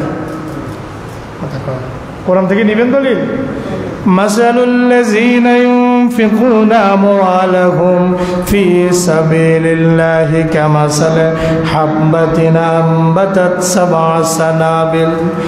أنبتت سبع سنابل في كل سنبلة 100 حبة والله يضاعف لمن يشاء والله واسع عليم। পড়েন আল্লাহু আকবার। মাসালুল্লাযীনা ইউনফিকুনা আমওয়ালাহুম, আল্লাহ বলেন যারা আল্লাহর রাস্তায় দান সদাকা করে তাদের দৃষ্টান্ত কামাসালে হাব্বা, একটা শস্য দানার মতো, শস্য বীজের মতো, আম্বাতাত সাবআ সানাবিলা, একটা বীজ যখন আপনি জমিনে বপন করেন ওই বীজ থেকে 7টা শীষ গজায়। কয়টা? কিছুদিন আগে, কত বছর আগে একটা একটা ধান করে রোপণ করত, আলোক ধান নাম, সব খেয়াল আছে আপনাদের? আলোক ধান একটা ধান করে লাগাইতো, একটা চারা উঠতো, ওই চারার গোড়া থেকে অনেকগুলো আবার ধানের চারা গজাইতো, ঠিক কি না? আল্লাহ পাক বলেন যারা আমার রাস্তায় খরচ করলো, দান করলো, তাদের দৃষ্টান্ত একটা শস্য দানার মতো, শস্য বীজের মতো, যে একটা শস্য বীজ জমিনের মধ্যে বপন করে, ওই একটা শস্য বীজ থেকে সাবা সানাবিলা আম্বাতাত সাবা সানাবিলা 7টা শীষ গজায়। কয়টা শীষ? ফি কুল্লি সুম্বুলাতিম মিআতু হাব্বা। আর প্রত্যেকটা শীষের মধ্যে যদি 100 করে আবার বীজ ধরে, ধান ধরে, গম ধরে, কয়টা হয়? 700। ফি কুল্লি সুম্বুলাতিম মিআতু হাব্বা। আল্লাহ বলেন প্রতি শীষের মধ্যে 100 করে, তাহলে 7 শীষে কত? 700। আল্লাহ কয় বান্দা 700 না, আমি আল্লাহ চাইলে আরো বাড়ায়া দিতে পারি। আল্লাহু ইউদাইফু লিমান ইয়াশা। আল্লাহ যাকে চান ওই 700-র চাইতে আরো বাড়ায়া দেন। পড়েন সুবহানাল্লাহ। আল্লাহু ওয়াসিউন আলিম। আর আল্লাহ পাক হচ্ছেন প্রশস্ততা দানকারী এবং তিনি হচ্ছেন মহা জ্ঞানী। এই হচ্ছে দানের দৃষ্টান্ত। রাসূল বলেন যে আল্লাহ পাক রব্বুল আলামিন প্রত্যেকটা বনি আদমের সওয়াবকে, নেক আমলের সওয়াবকে ইউদাফু লাহুল হাসানাতু বিআশরি আমসালিহা ইলা 700 দিফিন, 10 থেকে 700 গুণ পর্যন্ত বৃদ্ধি করেন, 10 থেকে 700 গুণ পর্যন্ত বাড়ায়া দেন। ইল্লা সোমা, তবে রোজা তার বিপরীত। রোজা 700 গুণ পর্যন্ত না, বরং তার বিপরীত। ইল্লা সোমা, রোজা তার বিপরীত। ফাইন্নাহু লি ওয়া আনা আজজি বিহি। আল্লাহ পাক রব্বুল আলামিনের প্রিয় নবী বলেন, আল্লাহ তাআলা বলেন যে রোজা হচ্ছে আমার জন্য, আমি আল্লাহ নিজেই তার প্রতিদান দেব। সুবহানাল্লাহ। রাওয়াহুল বুখারী, হাদিস নাম্বার 1894, মুসলিম 1151 নম্বর হাদিসের মান সহিহ। তাইলে আল্লাহ যেই ইবাদতের সওয়াব আল্লাহ নিজ হাতে দিবেন। সুবহানাল্লাহ। সেই পুরস্কার কত মহা পুরস্কার, সেই পুরস্কার কত বিশাল হবে ইনশাআল্লাহ। আরেকখানা হাদিসে হযরত আবু হুরায়রা থেকে 8 নম্বর হাদিস, এই হাদিসটাও সহিহ হাদিস। আল্লাহর নবী সাল্লাল্লাহু আলাইহি ওয়াসাল্লাম ফরমান, আল্লাহ পাক রব্বুল আলামিন বলেন, ইয়াদাউ শাহওয়াতাহু ওয়া তাআমাহু ওয়া শারাবা। আমার বান্দা আমার কারণে, আমার সন্তুষ্টির জন্য তার প্রবৃত্তিকে সে দমন করেছে, তার প্রবৃত্তিকে সে দমন করেছে। তার মন কত কিছু চায়, কিন্তু মনের কোনো আশা সে বাস্তবায়ন করে না। ইয়াদাউ শাহওয়াতাহু, তার শাহওয়াতকে দমন করেছে। ও তাআমাহু ওয়া শারাবাহু, খাবার বর্জন করেছে, পানীয় বর্জন করেছে। মিরাজিলি, আমার সন্তুষ্টির জন্য। ওয়াসসাওমু জান্নাতুন, রোজা হবে ঢাল স্বরূপ। কিয়ামতের ময়দানে রোজা বান্দার আর জাহান্নামের মাঝে রোজাটা ঢাল হয়ে দাঁড়াবে। আল্লাহ নবী সাল্লাল্লাহু আলাইহি ওয়াসাল্লাম বলেন, এই জন্যে আল্লাহ বলেছেন যে বান্দা আমার জন্য শাহওয়াতকে নিয়ন্ত্রণ করেছে, পানাহার ত্যাগ করেছে আমার সন্তুষ্টির জন্য, সুতরাং আমি আল্লাহ নিজ হাতে তার প্রতিদান দিয়া দিব। সেটা 1 থেকে 700 গুণ নয়, বরং সেটা তার চাইতে অনেক বেশি হবে। সুবহানাল্লাহ। তার চাইতে অনেক বেশি হবে। এবার নবী বলেন, লিসাইমে ফারহাতান, রোজাদারের জন্য 2টা খুশি আছে। কয়টা? রোজাদারের কয়টা খুশি? লিসাইমে ফারহাতান, রোজাদারের জন্য 2টা খুশি। ফারহাতুন ইনদাল ইফতারে, একটা খুশি যখন সে রোজা রাখে, সারাদিন রোজা রাখার পরে সন্ধ্যায় সূর্য অস্ত গেলে পরে যখন সে ইফতার করে, তার মনটা খুশিতে ভরে যায় যে আমি আল্লাহর একটা বিধান পালন করতে পেরেছি। সুবহানাল্লাহ। মুমিন হৃদয় ছাড়া, রোজাদার ছাড়া ইফতারের যে কি আনন্দ, ইফতারের যে কি আনন্দ। আল্লাহুম্মা লাকা সুমতু, হ্যাঁ আল্লাহ আমি তোমার জন্য কি করেছি? রোজা রেখেছি। কার জন্য? আমি তোমার জন্য রোজা রেখেছি। এই কথা বলে আর বান্দা ইফতারটা মুখে নেয়। এটার মধ্যে যে কি তৃপ্তি, বেরোজদারি কি এটার স্বাদ পাবে? বেঈমান কি এটার স্বাদ পাবে? এটার স্বাদ বেঈমান পাবে না। আল্লাহ নবী বলেন, একটা খুশি যখন বান্দা ইফতার করে, ওয়াফারাহাতুন ইনদা লিকাই রাব্বিহি ইয়াউমাল কিয়ামা, আরেকটা খুশি হচ্ছে বান্দা যখন কিয়ামতের ময়দানে আল্লাহর সাথে সাক্ষাৎ করবে। আরেকখানা হাদিস ঠিক এই বিষয়ে। قال النبي صلى الله عليه وسلم للصائم فرحتان يفرحهما, রোজাদারের দুইটা খুশি, যেই খুশিতে সে খুশি হবে, আনন্দিত হবে। ইজা আফতারা ফারেহা বিফিতরিহি, যখন সে ইফতার করে ইফতারের কারণে সে খুশি হয়ে যায়। ওয়াইজা লাকিয়া রাব্বাহু, আর যখন সে তার রবের সাথে সাক্ষাৎ করবে, ফারেহা বিসাওমিহি, তার রোজার কারণে সে তখন খুশি হয়ে যাবে। সে তখন বুঝবে যে আল্লাহ পাক রব্বুল আলামিনের সিয়াম পালন করার জন্য আজকে আল্লাহ নিজে আমার সাথে সাক্ষাৎ করেছেন। পড়েন সুবহানাল্লাহ। তাহলে আমরা আল্লাহর সাক্ষাৎ চাই তো? আল্লাহকে দেখতে চাই তো?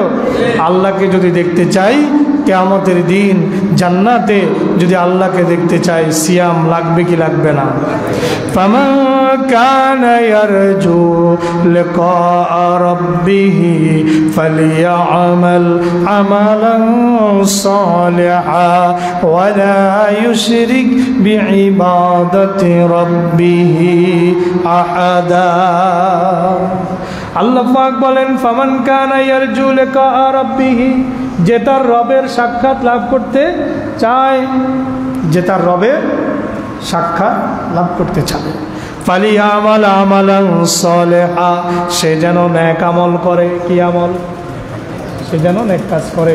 ওয়ালা ইউশরিক বিইবাদাতি রাব্বিহি আহাদা, এবং তার রবের সাথে সে যেন কাউকে শরীক না করে। আমরা কিয়ামতের দিন আল্লাহ তাআলাকে ঠিক এইভাবে দেখব। পূর্ণিমার চাঁদ আকাশে দেখতে যেমনি আমাদের কোনো অসুবিধা হয় না, আমরা ঠিক এইভাবে কিয়ামতের দিন আল্লাহকে দেখব, জান্নাতে আল্লাহকে দেখব ইনশাআল্লাহ তাআলা। ঠিক কিনা? একদিন পূর্ণিমার রাতে মসজিদে নববীতে আল্লাহর নবী বসা, পূর্ণিমার রজনীতে। তা আল্লাহর নবী চাঁদের দিকে তাকালেন। চাঁদের দিকে তাকিয়ে সাহাবীদেরকে বলতেছেন, ইন্নাকুম সাতারাউনা রাব্বাকুম, অচিরেই তোমরা তোমাদের রবকে দেখবে। কামা তারাউনা হাজাল কমার, এই চাঁদকে তোমরা যেভাবে দেখো এইভাবে অচিরেই তোমরা তোমাদের রবকে, তোমাদের আল্লাহকে, যাকে তোমরা না দেখে সেজদা দিতেছ, যার কথায় না দেখে ঈমান এনেছ, যার কথায় না দেখে জান্নাতের কথা বিশ্বাস করেছ, যার কথায় না দেখে জাহান্নামের কথা বিশ্বাস করেছ, যার কথায় না দেখে পুলসিরাতের কথা বিশ্বাস করেছ, যার কথায় না দেখে হাউজে কাউসারের কথা বিশ্বাস করেছ, যার কথায় না দেখে মিজানের কথা বিশ্বাস করেছ, যার কথায় না দেখে পরকালকে পুনরুত্থান হবে, কবর পেটে যাবে, কিয়ামত হবে, আবার হাসর কায়েম হবে, সকল মানুষের বিচার করা হবে বিশ্বাস করেছ, সেই আল্লাহকে এবার দেখতে পাবে, এমনভাবে দেখতে পাবে, ইন্নাকুম সাতারাউনা রাব্বাকুম কামা তারাউনা হাজাল কমার, আজকের এই পূর্ণিমার চাঁদ যেভাবে দেখতেছ তোমাদের রবকে, অচিরেই তোমরা ঠিক এইভাবে দেখবে। লা তুদাম্মুনা ফিহে, তোমাদের রবকে দেখতে তোমাদের কোনো কষ্ট হবে না। সুবহানাল্লাহ। সহিহ হাদিস, তোমাদের রবকে দেখতে তোমাদের কোনো কষ্ট হবে না। তাহলে সেই আল্লাহকে আমরা দেখতে চাই তো ইনশাআল্লাহ। অফারহাতুন ইজা লাকিয়া রাব্বাহু ফারহা বিসাওমিহি, আরেকটা খুশি হচ্ছে বান্দা যখন তার রবের সাথে সাক্ষাৎ লাভ করবে। বান্দা বুঝবে এই রোজার কারণে, নেক আমলের কারণে আজকে আল্লাহ আমার সাথে দিদার দিয়েছেন। সুবহানাল্লাহ। হাদিস কেনা বুখারী 1904 নম্বর, মুসলিম 1151 নম্বর, হাদিস নাম্বার 10। আন সাহাল ইবনে সাদ রাদিয়াল্লাহু আনহু আনিন নবী সাল্লাল্লাহু আলাইহি ওয়াসাল্লাম قال ইন্না ফিল জান্নাতি বাবান ইউকালু লাহুর রায়্যান। আল্লাহর নবী বলেন, জান্নাতের মধ্যে অনেক দরজা আছে, তবে একটা দরজা আছে যেটার নাম হচ্ছে রায়্যান। যে দরজার নাম কি? রাইয়ান। শুনছেন না এর আগে? যেই দরজার নাম হচ্ছে রাইয়ান। ইয়াদখুলু মিনহুস সায়িমুনা ইয়াউমাল কিয়ামা। ওই দরজা দিয়ে কিয়ামতের দিন শুধু রোজাদাররাই প্রবেশ করবে। সুবহানাল্লাহ। জমা রাখেন, বাড়ির যে করবেন তো সুবহানাল্লাহ করবেন। তো ওই দরজা দিয়ে কে প্রবেশ করবে? শুধু রোজাদাররাই প্রবেশ করবে। আল্লাহ নবী বলেন, লা ইয়াদখুলু মিনহু আহাদুহুম গায়রুহুম। রোজাদার ছাড়া একটা মানুষও ওই রাইয়ান দিয়ে প্রবেশ করতে পারবে না। শুধু যার রোজা রেখেছে এই সার্টিফিকেট যার আছে। বলে হুজুর এখন সার্টিফিকেট আবার কেমনে? আল্লাহ কি কিয়ামতের দিন সার্টিফিকেট দিবেন? না। যিনি যে নেক আমল করেছেন তার দেহের মধ্যে ওই নেক আমলের একটা সিমটম ফুটে উঠবে। পড়েন না সুবহানাল্লাহ। সীমাহুম ফি উজুহিহিম মিন আসারিস সুজুদ যালিকা মাসালুহুম ফিত তাওরাতি ওয়া মাসালুহুম ফিল ইনজিল। আল্লাহু আকবার। সীমাহুম ফি উজুহিহিম মিন আসারিস সুজুদ। আল্লাহ বলেন, নবী হে, কিয়ামতের ময়দানে আপনি দেখবেন তাদের চেহারার মধ্যে তাদের সিজদার জায়গাগুলো জলজল জলজল করতেছে। বলেন না সুবহানাল্লাহ। সিজদার জায়গাগুলো ওযু করছেন এই হাত পর্যন্ত জলজল করবে, মাথা মুখমণ্ডল ধৌত করেছেন মুখ জলজল করবে, সিজদা দিয়েছেন কপাল আর নাকের আগা জলজল করতে থাকবে, সেজদা দিতে হাঁটু লাগছে হাঁটু জলজল করতে থাকবে, যত অঙ্গ প্রত্যঙ্গ সেজদায় কাজে লাগছে নামাজে কাজে লাগছে জলজল করতে থাকবে। এইভাবে যিনি যেই ইবাদত করেছেন ওই ইবাদতের একটা নিদর্শন তার শরীরের মধ্যে তার চেহারার মধ্যে ফুটে উঠবে।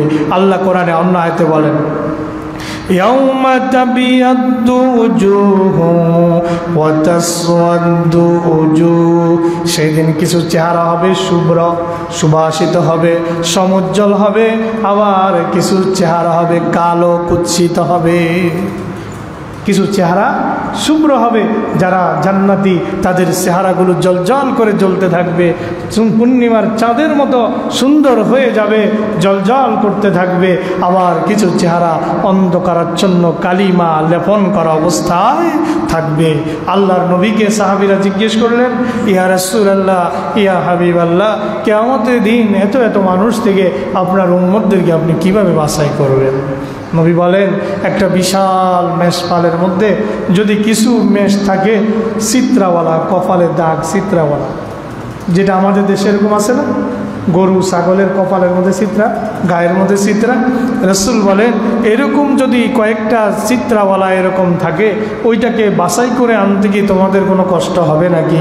সাহাবীরা বলেন, ইয়া রাসূলুল্লাহ, কোনো কষ্ট হবে না, এটা তো এমনি কোটি কোটি মেষের মধ্যেও চেনা যাবে, দেখা যাবে, বাছাই করতে কোনো অসুবিধা হবে না।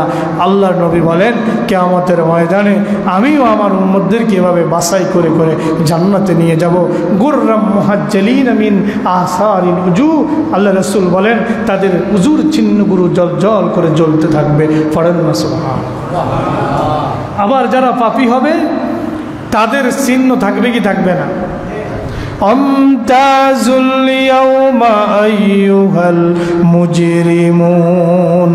এর আগে আছে ইউরাফুল মুজরিমুনা বিসীমাহুম ফায়ুখাযু বিন্নাওয়াসি ওয়াল আকদাম ফাবিআইয়ি আলা'i রাব্বিকুমা তুকাজ্জিবান। ইউরাফুল মুজরিমুনা বিসীমাহুম। পাপীদেরকে তাদের পাপের চিহ্ন দিয়ে চেনা যাবে। পড়েন না নাউযুবিল্লাহ। কে কি পাপ করেছে আমার কথা না, সূরা আর-রহমান। ইউরাফুল মুজরিমুনা বিসীমাহুম। পাপীদেরকে তাদের পাপের চিহ্ন দিয়ে চেনা যাবে। কে কি পাপ করেছে পাপের চিহ্ন তার দেহের মধ্যে ফুটে উঠবে, দেহের মধ্যে ভেসে উঠবে। ওই চেহারা দেখলেই সেদিন মানুষ বুঝবে এটা জেনা করছিল, এটা সুদ করছিল, এটা ঘুষ করছিল, এটা লম্পট ছিল, এটা ছিনতাইকারী ছিল, এটা চাঁদাবাজ ছিল, এটা দুর্নীতিবাজ ছিল। চেহারা দেখে দেখেই মানুষ বুঝতে পারবে কার অপরাধটা কি ছিল। সীমাহুম ফি উজুহিহিম মিন আসারিস সুজুদ। পক্ষান্তরে যারা নামাজি ছিল তাদের চেহারায় সিজদার চিহ্ন স্কিনগুলো জ্বলজ্বল করতে থাকবে। পড়েন না সেই বিভীষিকাময় দিনে আল্লাহ রসুল সাল্লাল্লাহু আলাইহি ওয়াসাল্লাম বলেন, জান্নাতে রাইয়ান নামক দরজা দিয়ে শুধু তারাই প্রবেশ করবে যারা রোজা রেখেছিল। লা ইয়াদখুলু মিনহু আহাদুহুম গায়রুহুম, তারা ছাড়া আর কেউ প্রবেশ করতে পারবে না। রোজাদার ছাড়া ওই দরজা দিয়ে আর কেউ প্রবেশ করতে পারবে না। ইউকালু আইনা সাইমুন, ফেরেশতারা ডাক দিয়ে দিয়ে বলবে, রোজাদাররা কোথায়, রোজাদাররা কোথায়? আইনা সাইমুন ফায়াকুমুনা, এবার রোজাদাররা দাঁড়িয়ে যাবে। লা ইয়াদখুলু মিনহু আহাদুন গায়রুহুম, রোজাদার ছাড়া কেউ সেই দরজা দিয়ে প্রবেশ করতে পারবে না। ফাইজা দাখালু, রোজাদাররা যখন সবাই ওই দরজা দিয়ে প্রবেশ করা শেষ হয়ে যাবে, উগলিকা, এবার ওই রাইয়ান নামক দরজাটা আল্লাহ পাকের ফেরেশতারা আটকায়া দিবেন। ফালাম ইয়াদখুল মিনহু আহাদুন, আর একজনও সেখানে প্রবেশ করতে পারবে না। মুত্তাফাকুন আলাই, হাদিস খানা বুখারীতেও আছে, মুসলিমেও আছে। বুখারীতে 1896, মুসলিমে 1152 নম্বর হাদিস। এই 10টা হাদিস বললাম শুধু মাহে রমজানের ফজিলত নিয়ে, আরও অনেক আছে। আমি বিশেষ করে বুখারী আর মুসলিমেরগুলো বাছাই করে আনছি। এক গাদা হাদিস নিয়ে আজকে পড়ছি, এক গাদা, অন্তত 50 থেকে 60টা হাদিস নিয়ে পড়ছি। প্রত্যেকটাকে আবার যাচাই করছি, মান যাচাই করছি। মান যাচাই করে করে যেটা সহি পাইছি সেইটা শুধু আপনার ঘরে শুনাইছি। এমন এমন চমকপ্রদ হাদিস আছে মাহে রমজান নিয়ে, কিন্তু সনদ যাচাই করতে গিয়ে দেখছি যে জয়ীফ, সনদ যাচাই করতে গিয়ে দেখছি যে জাল। ওই হাদিস আপনাদেরকে বলি নাই, কারণ রাসূলের নামে কোনো হাদিস যদি কেউ বানায়া বলে বিপদ আছে না নাই? মান কাযাবা আলাইয়া মুতাআম্মিদান ফালিয়াতাবাওয়া মাকআদাহু মিনান নার। রাসূল বলেন, মান কাযাবা আলাইয়া মুতাআম্মিদান, যে ব্যক্তি ইচ্ছাকৃতভাবে আমার উপরে আমি যেটা বলি নাই, আমার নামে কোনো কথা চালায়া দিল মিথ্যা মিথ্যি, ফালিয়াতাবাওয়া মাকআদাহু মিনান নার, সে যেন তার ঠিকানাটা জাহান্নামে খুঁজে নেয়। কোথায় খুঁজে নেয়? জাহান্নামে খুঁজে নেয়। আসলে একটু জিকির করি, লা ইলাহা ইল্লাল্লাহ, লা ইলাহা ইল্লাল্লাহ। না তো রাসূল ভাই বানি একটা লা ইলাহা ইল্লাল্লাহ, আচ্ছা, লা ইলাহা ইল্লাল্লাহ, লা ইলাহা ইল্লাল্লাহ, লা ইলাহা ইল্লাল্লাহ, লা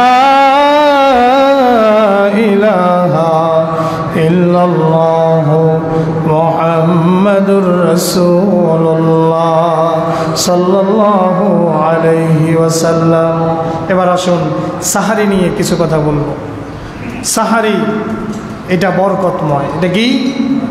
عن أنس بن مالك رضي الله عنه قال قال النبي صلى الله عليه وسلم تسحروا فإن في السحور بركة।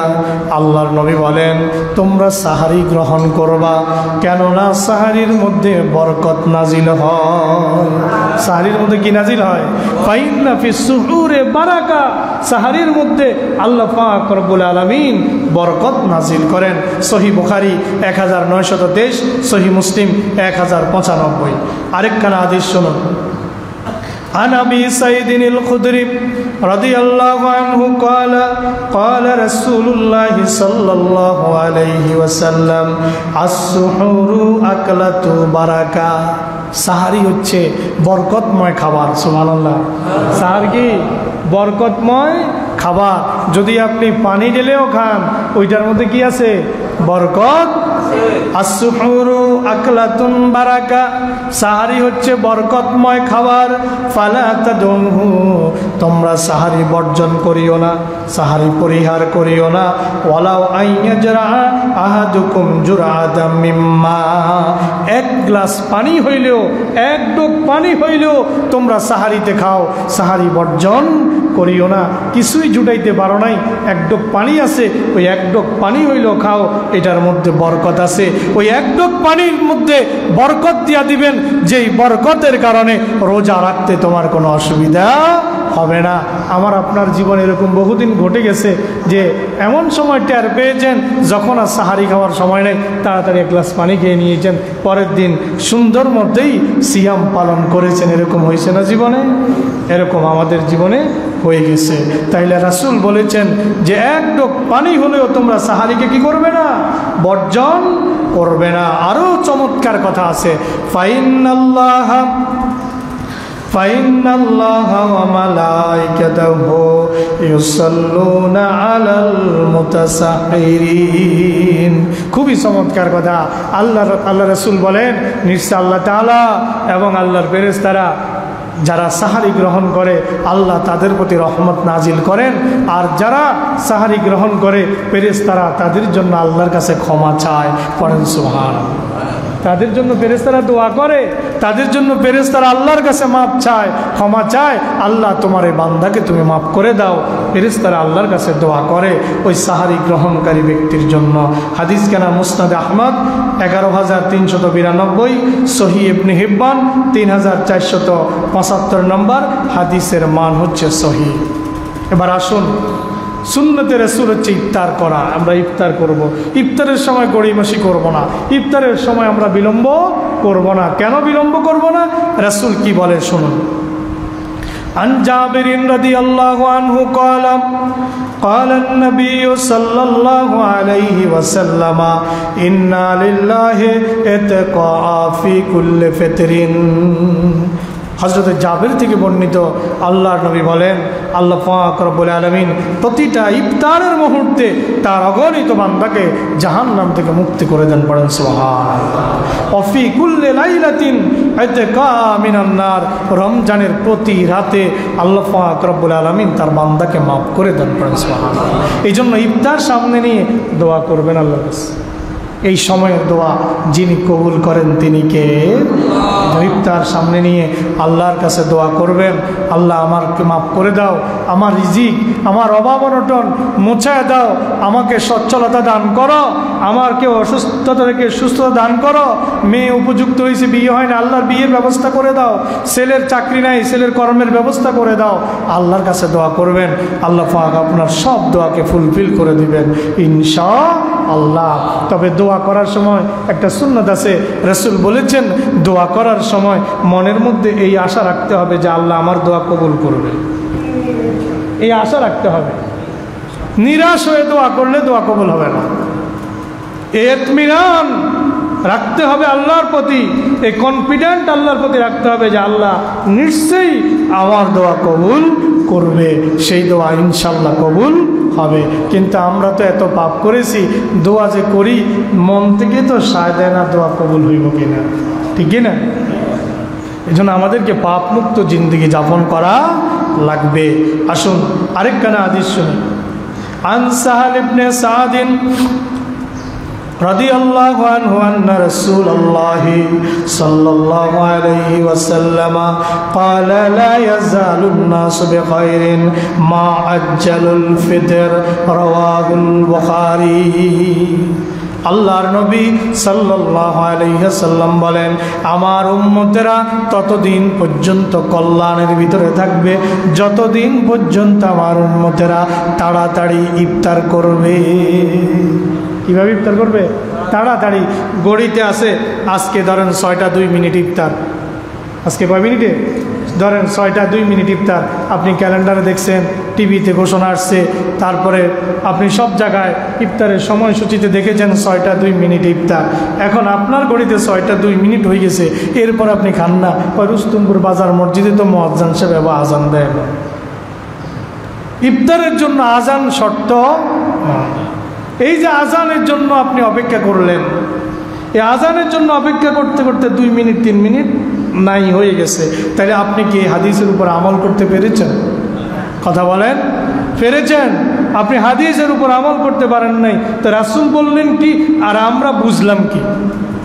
বিশেষ করে আমাদের মা বোনেরা এই সময় যেন তাদের আরও কাজ চেপে বসে। আজান হয়ে যাচ্ছে, এরপরও রান্নাঘর থেকে আসে না, কিচেন রুম থেকে আসে না। আজান হয়ে গেছে, এরপরও কাজে ব্যস্ত না। সকল কাজ আপনাকে ইফতারের আগে গুটিয়া ইফতারের আপনাকে চলে আসতে হবে। কাজ যদি শেষ না হয় ইফতারের সময়ের অন্তত 5 মিনিট আগে সব স্টপ করে দিয়ে ইফতার নিয়ে বসে যাবেন, কারণ এই সময় আল্লাহ পাক তার অগণিত জাহান্নামী বান্দাকে জাহান্নাম থেকে মুক্ত করে জান্নাতি বানায় দেন। হতে পারে ওই মুহূর্তে ওই দিন আল্লাহ আপনাকে মাফ করে দিবে। সুবহানাল্লাহ। এই জন্য আমাদেরকে ইফতারের সময় অবহেলা করে চলবে না। রাসূল বলেছেন ততদিন পর্যন্ত আমার উম্মতেরা কল্যাণের ভিতরে থাকবে, কল্যাণ পাবে যতদিন আমার উম্মতেরা ইফতারকে তাড়াতাড়ি করবে। সহিহ বুখারী 1957, সহিহ মুসলিম 1098 নম্বর। আর একখানা হাদিস বলে আজকের আলোচনা শেষ করে দেব ইনশাআল্লাহ। এই হাদিসটা হচ্ছে রোজা না রাখার শাস্তি। কিসের শাস্তি? عن أبي هريرة رضي الله عنه أن ركع المنبر فقال آمين آمين آمين قيل له يا رسول الله ما كنت تصنع هذا فقال لي جبريل رغم أنف عبد أدرك أبويه أو أحدهما لم يدخله الجنة قلت آمين ثم قال رغم أنف عبد دخل عليه رمضان لم يغفر له فقلت آمين ثم قال رغم أنف عبد امرئ ذكرت عنده فلم يصل عليك فقلت آمين পড়েন আল্লাহু আকবার। আল্লাহর নবী মিম্বারে উঠতেছেন। কোথায়? মসজিদে নববীর মিম্বারে আল্লাহর নবী উঠতেছেন। প্রথম সিঁড়িতে পা দিলেন, বললেন আমিন। দ্বিতীয় সিঁড়িতে পা দিলেন, বললেন আমিন। তৃতীয় সিঁড়িতে পা দিলেন, বললেন আমিন। মিম্বার থেকে নামলেন। নামার পরে সাহাবীরা বললেন ইয়া রাসূলুল্লাহ, আপনি আজকে এমন কিছু বলেছেন যেটা আমরা আপনার থেকে কোনোদিন শুনি নাই। প্রথম সিঁড়িতে পা দিয়ে আমিন, দ্বিতীয় সিঁড়িতে পা রেখেও আমিন, তৃতীয় শ্রেণীতে পা রেখে আপনি আমিন বলেছেন। ইয়া রাসূলুল্লাহ, কারণ কি? আপনি তো এরকম কোনোদিন করেন নাই। আল্লাহর নবী বলেন, ও আমার সাহাবীরা শোনো, যখন আমি প্রথম শ্রেণীতে পা রাখলাম, জিবরাইল আমাকে বলল রাগিমান ফু, ওই ব্যক্তি অপমানিত হোক। রাগিমান ফাবদিন আদরাকা বাওয়াইহে আওয়াহাদাহুমা লাম ইয়াদখিলুহুল জান্নাহ, যে ব্যক্তি তার পিতামাতা দুইজনকে অথবা তাদের দুইজনের একজনকে বার্ধক্য অবস্থায় পেয়েও জান্নাতে যেতে পারলো না, ওই লোকটা অপমানিত হোক। আমি বলেছি আমিন। সুম্মা ক্বালা রাগিমান ফাবদিন দাখালা আলাইহি রমাদানু লাম ইয়াগফির লাহু ফাকুলতু আমিন। দ্বিতীয় শ্রেণীতে যখন পা দিয়েছি, জিবরিল আমাকে বলেছে ওই ব্যক্তি অপমানিত হোক যে ব্যক্তি মাহে রমজান পেল কিন্তু গুনাহ মাফ করায় নিতে পারলো না, সেই লোকটি অপমানিত হোক যে লোকটা মাহে রমজান পাওয়ার পরেও তার গুনাহ মাফ করাতে পারলো না। আমি বলেছি আমিন। 3 নম্বর যখন সিঁড়িতে পা দিয়েছি, জিবরাইল বলেছে রাগিমান ফাআব ইমরিন যুকিরতা ইনদাহু ফালাম ইউসাল্লি আলাইকা ফাকুলতু আমিন, যে ব্যক্তি আপনার নাম শুনলো কিন্তু আপনার উপরে দুরূদ পাঠ করলো না, ওই ব্যক্তি অপমানিত হোক। এই কথার সাথে আমি বলেছি আমিন। তাহলে বেরোজগারির জন্য বদদোয়া করেছেন স্বয়ং জিবরাইল আমিন আলাইহিস সালাম। আর জিবরাইল নিজ থেকে কোনো কথা নিয়ে আসেন নাই, নিশ্চয়ই এই কথা জিবরাইল আল্লাহর কাছ থেকে নিয়ে এসেছেন। জিবরাইলের ক্ষমতা নাই নিজ থেকে কোনো কথা বলার, জিবরাইলের ক্ষমতা নাই নিজ থেকে একটা কদম দেওয়ার, একটা কথা বলার কোনো ক্ষমতা জিবরাইলকে আল্লাহ পাক রব্বুল আলামিন দেন নাই। ঠিক কিনা কথা বলেন? তাহলে যে ব্যক্তি মাহে রমজান পেল কিন্তু নিজের গুনাহ মাফ করাইতে পারলো না, ওই ব্যক্তির জন্য জিবরাইল অপমান হওয়ার জন্য বদদোয়া করেছে। আর সেটার সাথে আমিন বলেছেন কে? স্বয়ং মুহাম্মাদুর রাসূলুল্লাহ। রাসূলের কোন দোয়া কি আল্লাহ ফিরিয়ে দেন? কথা বল। তিনি তেমন রাসূল।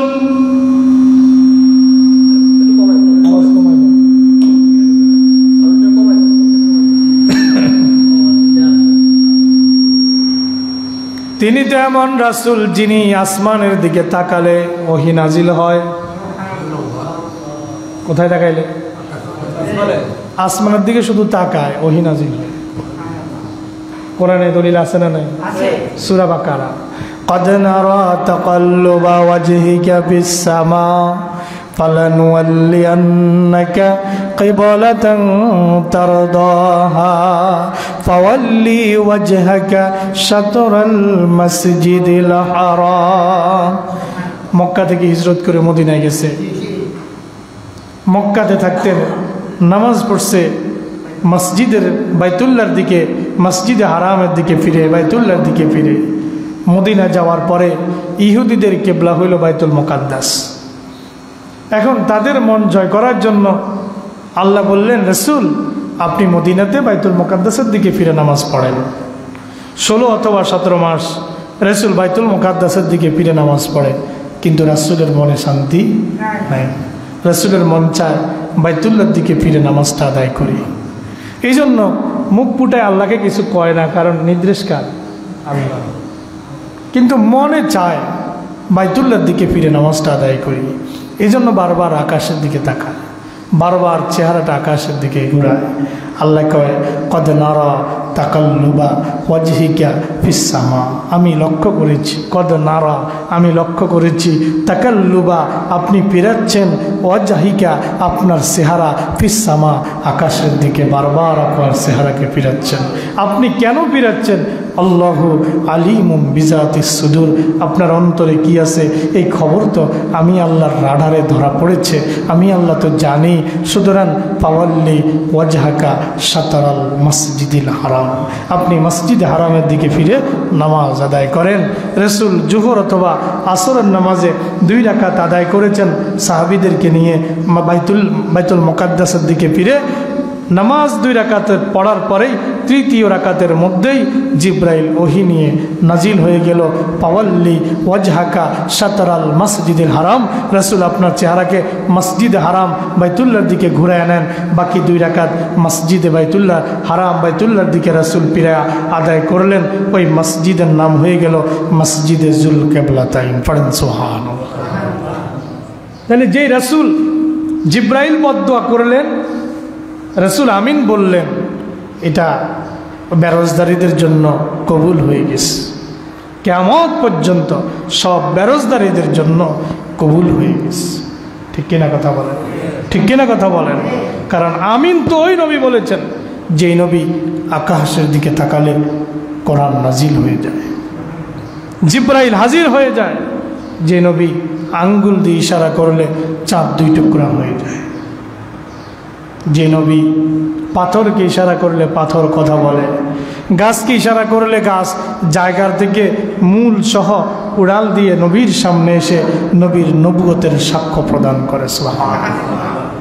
তিনি তো সেই নবী, যে নবী এক পেয়ালা দুধ, হযরত আবু হুরায়রা কয় আমি রাসূলের সাথে রাসূলের ঘরে গেছি, যাই দেখলাম যে 1 পেয়ালা দুধ আছে। কয় পেয়ালা? 1 পেয়ালা দুধ। আবু হুরায়রা খুব ক্ষুধার্ত, ঘর নাই বাড়ি নাই, মসজিদে নববীর বারান্দার মধ্যে পড়ে থাকে। রাসূলের কাছে কিছু আসলে খায়, না আসলে এমনি পড়ে থাকে। হাদিস সংগ্রহ করার জন্য হযরত আবু হুরায়রা মসজিদে নববীর বারান্দায় পড়ে থাকে। সবচেয়ে বেশি হাদিস যিনি বর্ণনা করেছেন তিনি হযরতে আবু হুরায়রা। তো রাসূলের সাথে ঘরে গেলেন, রাসূল যাইয়া দেখলেন একটু দুধ একটা পেয়ালার মধ্যে আছে। আল্লাহর নবীর সাহাবী আবু হুরায়রা কয়, আমি ভেবেছিলাম রাসূল দুধটা আমাকে খেতে দিবে, রাসূল দুধটা আমাকে খেতে দিবে, কিন্তু রাসূল আমাকে আশ্চর্য করে দিয়ে বলতেছে, যাও মসজিদে নববীতে চলে যাও, বারান্দার মধ্যে কারা কারা আছে সবাইকে ডাকো, দুধ হয়েছে 1 পেয়ালা। এটা আমরা ক্লাস 9-10 ছাত্রদেরকে হাদিসটা পড়াই। দুধ কয় পেয়ালা? 1 পেয়ালা। কয় যাও সবাইকে ডেকে নিয়ে আসো। আবু হুরায়রা, রাসূলের নির্দেশ, কিরে দুধ 1 পেয়ালা, ভাবছিলাম আমারই খাইতে দিব, এখন কইতে আছে সবাই ডাকতে। সবাই ডেকে রাসূলের ঘরে নিয়ে আসলো। এবার আবু হুরায়রাকে আল্লাহ রাসূল, আবু হুরায়রা সবাইকে পান করাও, সবাইকে পান করাও। আবু হুরায়রা সিরিয়াল ধরে একজন একজন একজন একজন করে পান করায়। মসজিদে নববীর বারান্দায় লোক সংখ্যা সর্বনিম্ন 60 থেকে 70 জন, সর্বোচ্চ 200 জন পর্যন্ত থাকে। সর্বনিম্ন 60 থেকে 70 জন থাকে। এই ধরেন সর্বনিম্ন সংখ্যাটাই ধর, দুধ 1 কাপ, এই সবাইকে আবু হুরায়রা একজনের পর একজন, একজনের পর একজন, একজনের পর একজন সবাইকে খাওয়াই দিছে। সবাই তৃপ্তি মতো খাইছে। এবার আল্লাহর নবী সাল্লাল্লাহু আলাইহি সাল্লাম আবু হুরায়রাকে, আবু হুরায়রা এবার তুমি পান করো। সুবহানাল্লাহ কইলেন না? দুধ কয় পেয়ালা খাইছে? মিনিমাম কয়জন? 60 থেকে 70 জন। আবু হুরায়রা বলে আমি খেলাম। আল্লাহ রাসূল বলে আবু হুরায়রা আবার খাও। আবু হুরায়রা আবার খাইলেন। আল্লাহর নবী বলেন আবু হুরায়রা আবার খাও। আবু হুরায়রা আবার খাইলেন। আবু হুরায়রা বলে আমি কাপের দিকে তাকায়া দেখি, পেয়ালার দিকে তাকায়া দেখি, দুধ যতটুকু ছিল ততটুকু এখনো রয়ে গেছে। ইনি তো সেই নবী যার মুজিজা প্রায় 3000 মুজিজা, সবচেয়ে বড় মুজিজা আল কোরআন আল করিম, যেটা আল্লাহ পাক রব্বুল আলামিন আমাদের কাছে মাহে রমজানে নাজিল করেছেন। খন্দকের যুদ্ধ, কোন যুদ্ধ? খন্দকের যুদ্ধ। নবী 3 দিন পর্যন্ত খাইতে পারেন নাই। হযরতে জাবের ইবনে আব্দুল্লাহ নবীর জামার পাকে দিয়ে দেখে ফেললেন নবীর পেটের মধ্যে পাথর বাঁধা। দৌড়ায় বাড়ি চলে গেলেন। তার স্ত্রীকে বললেন রাসূলের পেটের মধ্যে পাথর বাঁধা, খাবারের কি কোনো ব্যবস্থা আছে? স্ত্রী বললেন, জাবেরকে বললেন অল্প কিছু জবের গুঁড়া আছে, জবের আটা আছে অল্প কিছু, আমরা 4-5 জন লোক খেতে পারবে এরকম অল্প কিছু জবের গুঁড়া আছে। তুমি রাসূলকে তার সাথে আরও 2-3 জন লোককে দাওয়াত দিয়ে আসো, আর আমাদের ছোট্ট একটা বকরি আছে এটাকে জবাই কর। হযরতে জাবের রাসূলের কাছে এসে কানে কানে বললেন, ইয়া রাসূলুল্লাহ, আমার ঘরে আপনার দাওয়াত, সাথে আরো 2 জন, সাথে আরো স্বামী স্ত্রী আছে 2 জন, মোট 5 জন। ছোট্ট একটা বকরি, গোস্তে কটুক হবে, রুটি কয়টা হবে? কানে কানে বলার সাথে সাথে আল্লাহ রাসূল উচ্চ আওয়াজ দিয়ে প্রায় 2000 সাহাবী খন্দকের যুদ্ধে খাল কাটতেছে, পরীক্ষা খনন করতেছে। আল্লাহর নবী সবাইকে আওয়াজ দিয়ে বললেন, হযরতে জাবেরের ঘরে তোমাদের সকলের দাওয়াত। বানানো কিচ্ছা না, হাদিস। হযরতে জাবের দৌড়ায় বাড়ি চলে আসলেন। স্ত্রীকে বলেন ঘটনা তো প্যাঁচ খাইছে। কয় কি? রাসূলকে বললাম, রাসূলকে দাওয়াত দিলাম, রাসূল তো সবাইকে দাওয়াত দিয়া দিছে। থামো, মাঝে মধ্যে বেডিরাও কিছু বুদ্ধি রাখে, ঠিক না? থামো, সবাইকে দাওয়াত কি তুমি দিছ না রাসূল দিছে? কয় না, আমি তো দেই না, আমি তো কানে কানে করছি, আমি তো চুপি চুপি রাসূলকে বলছি, ইয়া রাসূলুল্লাহ আপনি এবং সাথে 2 জন। দাওয়াত তুমি দাও নাই? না, দাওয়াত কে দিছে? রাসূল দিছে। টেনশনের কোনো কারণ? টেনশনের কোনো কারণ? আল্লাহর নবী আসলেন, জাবেরকে ডাক দিয়ে বললেন, জাবের খামিরটা আমার কাছে নিয়ে আসো। খামিরটা রাসূলের কাছে নিয়ে গেল। রাসূল এবার ছেড়ে দেয়। হযরতে জাবেরের স্ত্রী একটা একটা করে রুটি বানায়। জাবের গোস্তের পাতিলটা, ডেকসিটা আমার কাছে নিয়ে আসো। ওইটা ঢাকনা উল্টাবে না, ঢাকনা না উল্টায় আমার কাছে নিয়ে আসো। আল্লাহ রাসূল পরিমাণ মতো এখান থেকে গোশত দেয়, আর ওখান থেকে খামির ছিঁড়ে ছিঁড়ে দেয়, রুটি তৈরি হয়। একটু রুটি দেয়, একটা রুটি দেয়, আবার ওখান থেকে গোশত দেয়। প্রত্যেকে তৃপ্তি মতো খাওয়ার পরে হযরতে জাবের বলেন, হাঁড়ির মধ্যে গোশত যা ছিল তাই রয়ে গেছে। ইনি তো সেই নবী মুহাম্মদ সাল্লাল্লাহু আলাইহি ওয়াসাল্লাম, সেই নবী। জিবরাইল এত কথা বলতেছে এই জন্য যে আল্লাহ তো সেই নবীর আমিন বলাকে ফিরে দেবেন না। বেরোজগারীদের জন্য হযরত জিবরাইলের বদদুয়া, মুহাম্মদ রাসূলুল্লাহর আমিন বলা। যারা গুনাহ মাফ করাইতে পারলো না, বরং মাহে রমজানে গুনাহের পাল্লাকে আরো ভারী করে যারা নিচ্ছে, তাদের জন্য নবীর বদদুয়া আছে না নাই? জিব্রাইলের বদদোয়া আছে না নাই? আল্লাহ পাক আমাদেরকে বুঝার তৌফিক দান করুন, আমাদের ভাইদেরকে সিয়ামের মর্যাদা রক্ষা করার তৌফিক দান করুন। বলি আমিন। হাযা মা ইনদি ওয়াল ইলমু ইনদাল্লাহ। আসসালামু আলাইকুম।